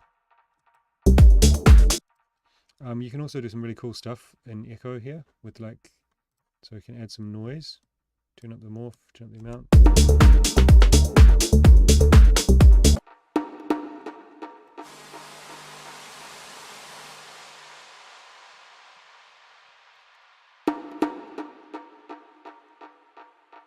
So it's just kind of adding a layer of turn off.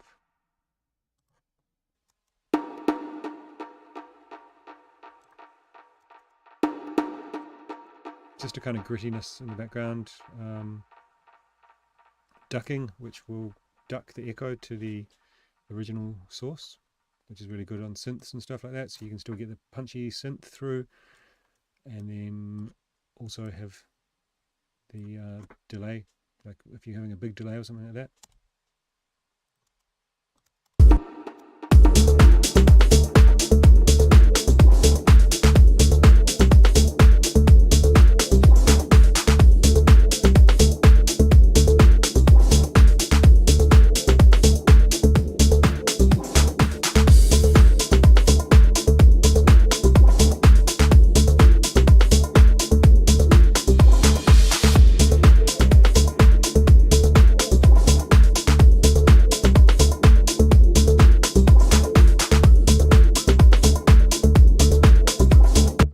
so there's another sound there in the original that I've kind of,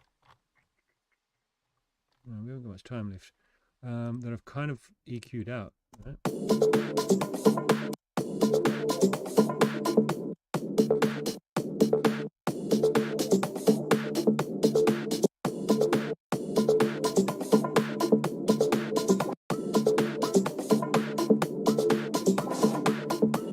That dun dun dun dun dun.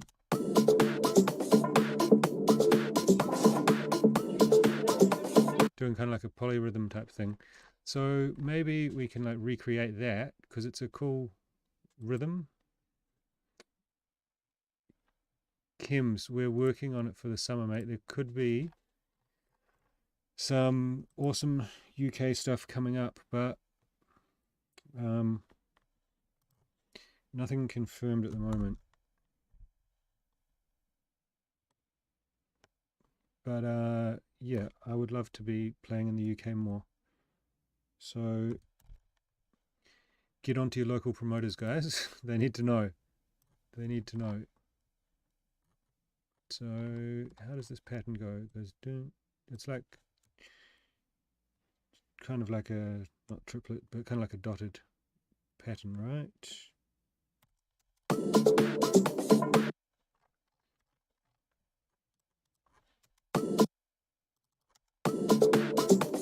Like that. Dun, dun.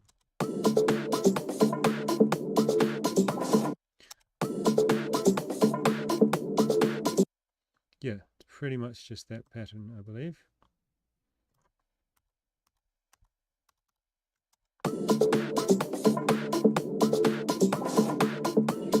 Yeah, this was like a super, I mean, I guess it's not anything like groundbreaking, but in that kind of early to mid 2000s progressive house, tech house kind of stuff, this was like a really popular synth pattern. John Creamer and Stefan K and dudes like that used to use it a lot.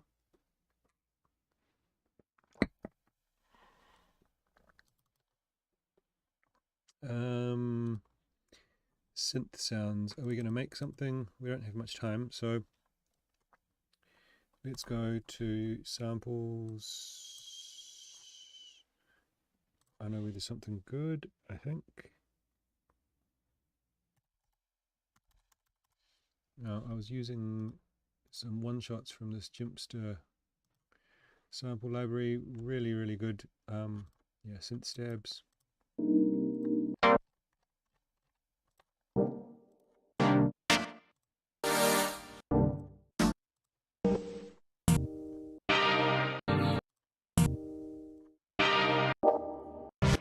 Yeah, maybe they're not going to cut it for this. They're quite deep.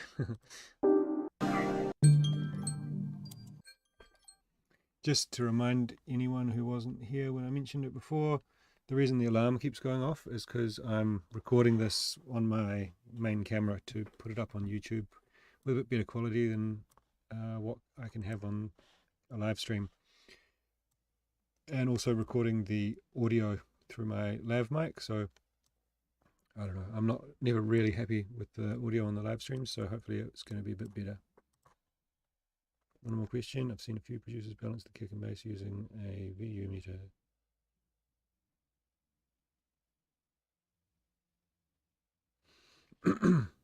Yes, I do. I don't use a VU meter, but I use basically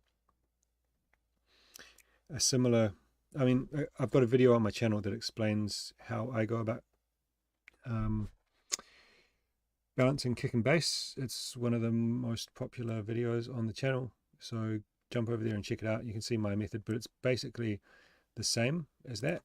So yeah, setting, so at the start I set the kick, just a really rough rundown. I set the kick at, it's almost arbitrary, then I set the bass at about 5 dBs below the kick, and that's just a really safe starting point. You get like a punchy modern sound on your bass, but the kick is really driving. Also important for like modern, to get a modern sound. But yeah, that's a good starting point. Where am I going to find a one shot? All right, let's just right, let's chance it. No, I want one shots music. Something like that, maybe.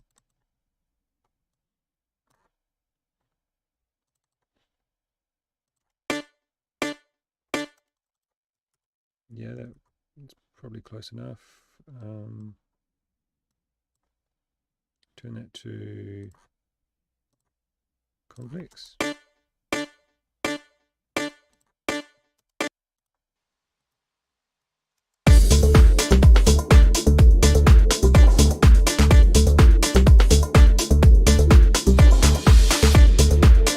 What are some good times to use Pultec EQ on the kick? I don't know. I've experimented with it myself. I'm a big fan of just getting the right sound rather than messing around with them too much. But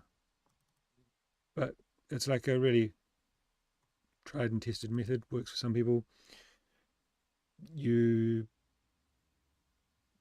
attenuate and I don't know. You boost and attenuate the bass at the same frequency or something. I don't know. I've never really found it to be better than finding a better kick.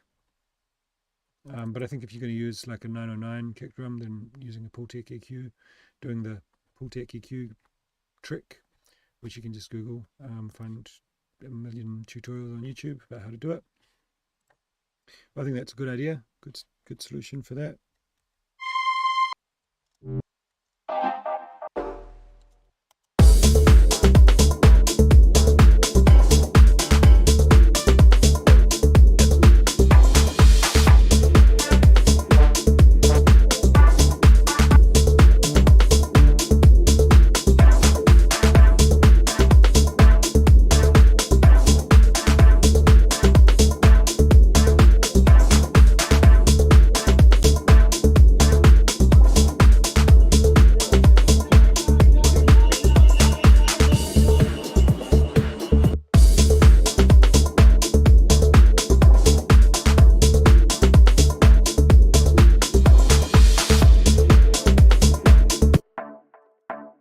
I don't know if this sounds good or not, but I'd probably this is something I'd probably do.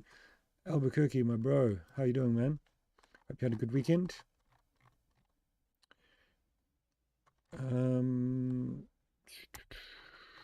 Yeah, if I had a bit more time, I'd probably like work on the sound a bit more, but we're almost out of time.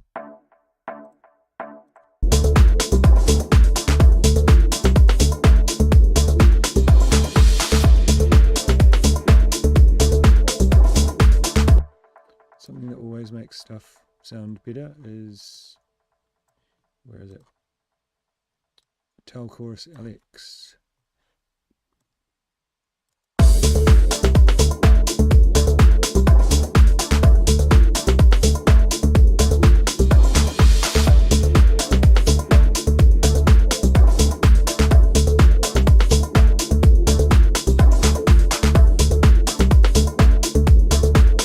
Let's get a bit of variation on the MIDI, on the velocity there.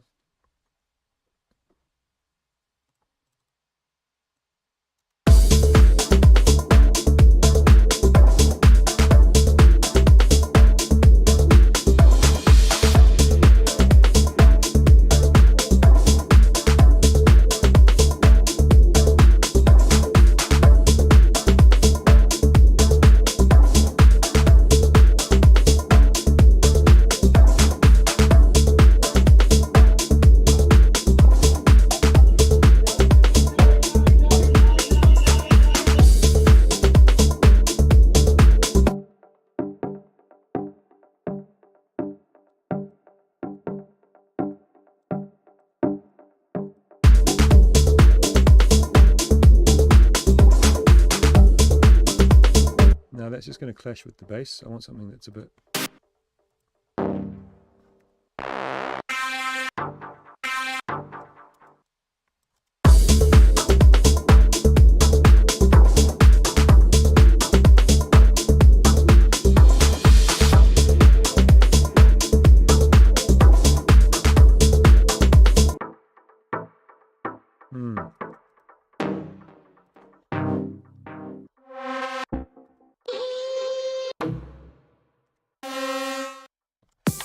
Right. Oops.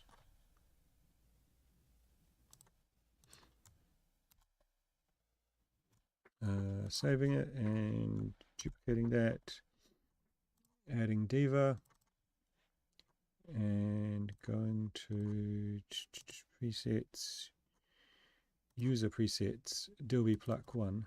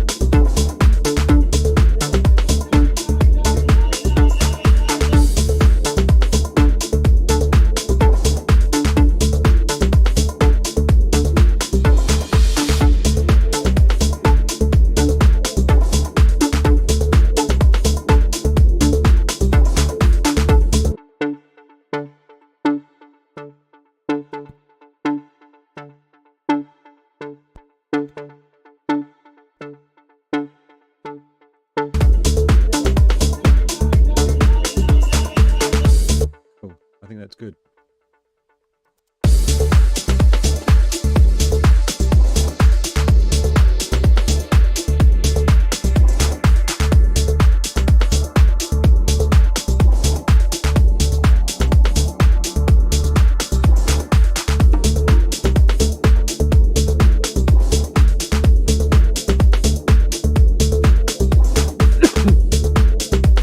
So next, let's make a kind of answer to this.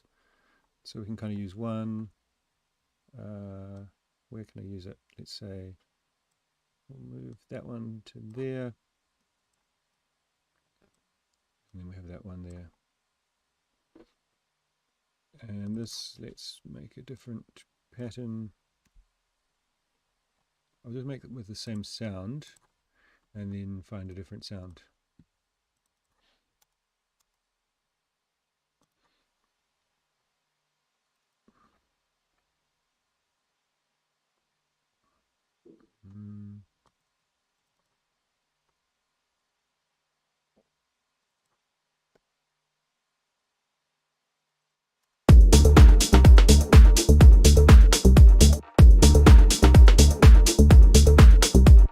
Cool. Easy. By keeping the same processing, it'll actually like let me it'll have some kind of like consistency with the other one. What I often do is like put them into just a group, so I'm not having to duplicate all the processing all the time. But that was more when I had a much slower computer, but ooh.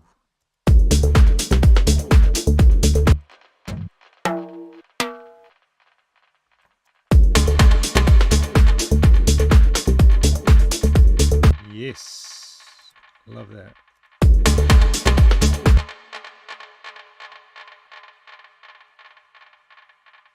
Nice, and it's in key with the track.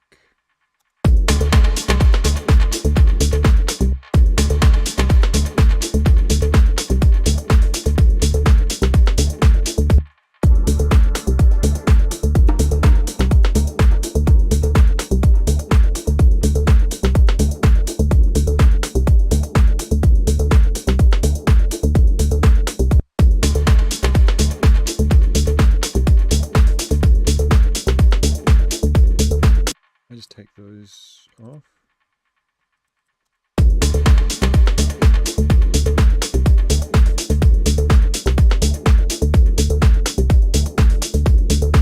And on this echo, I'm going to take out a bit more of the top.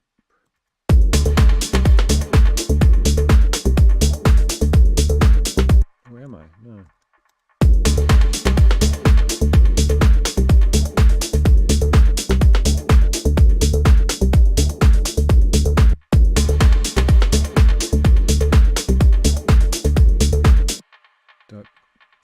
That's awesome.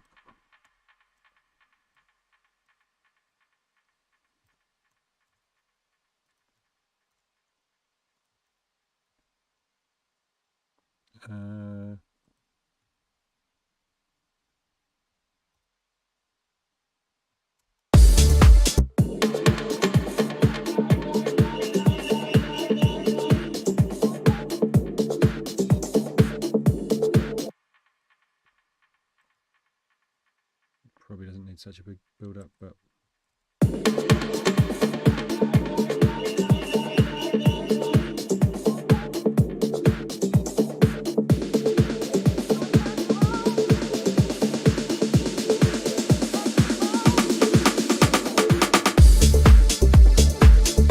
it's too loud, isn't it? Maybe let's turn the tone down.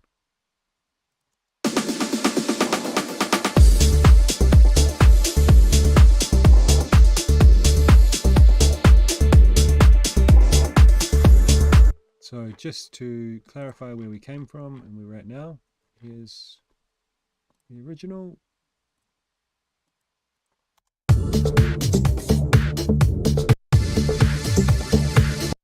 And where we're at.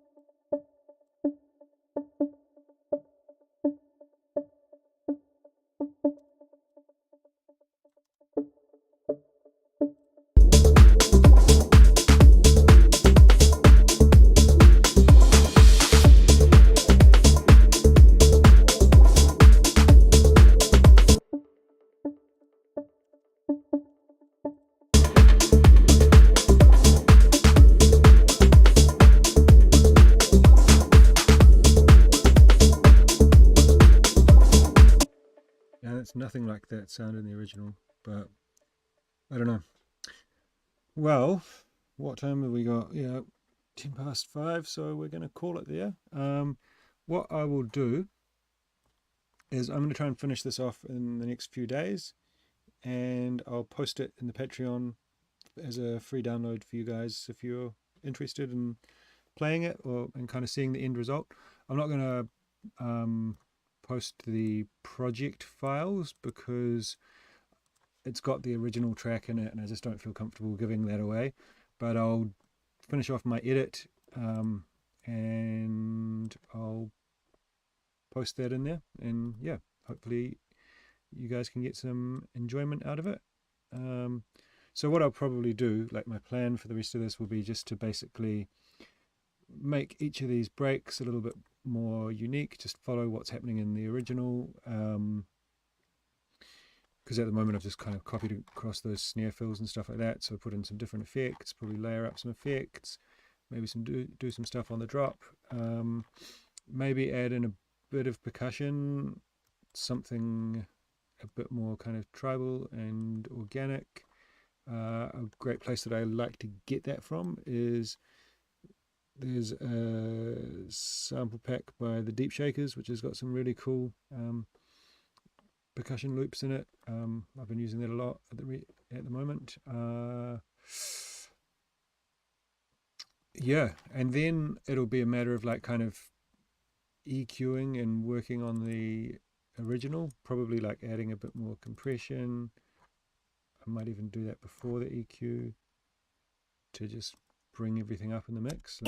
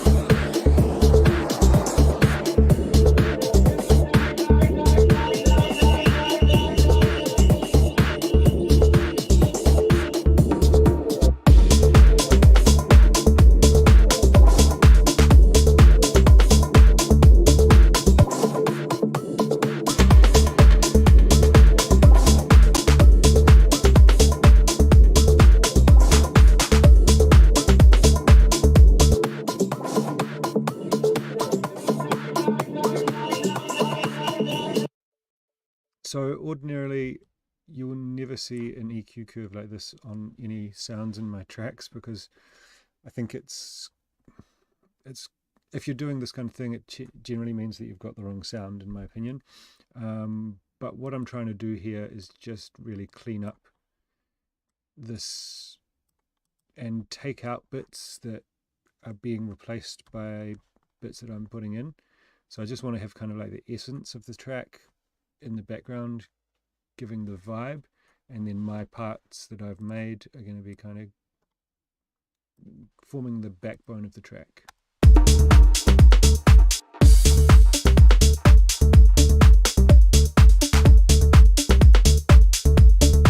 So it doesn't really sound that great without the atmosphere and stuff of the original.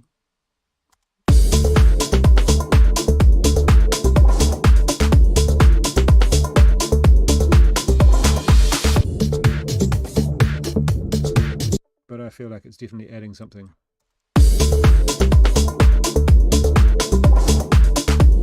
Alright guys, I'm going to sign off there and catch me in the Patreon for this track free download. Hopefully I'll finish it off this week and it will be available. I'll post it when I do, and we should, all things going to plan, be back with a regular video next week. Alright, take it easy, enjoy your Sunday or whatever day it is wherever you are, and we'll speak soon. Ciao.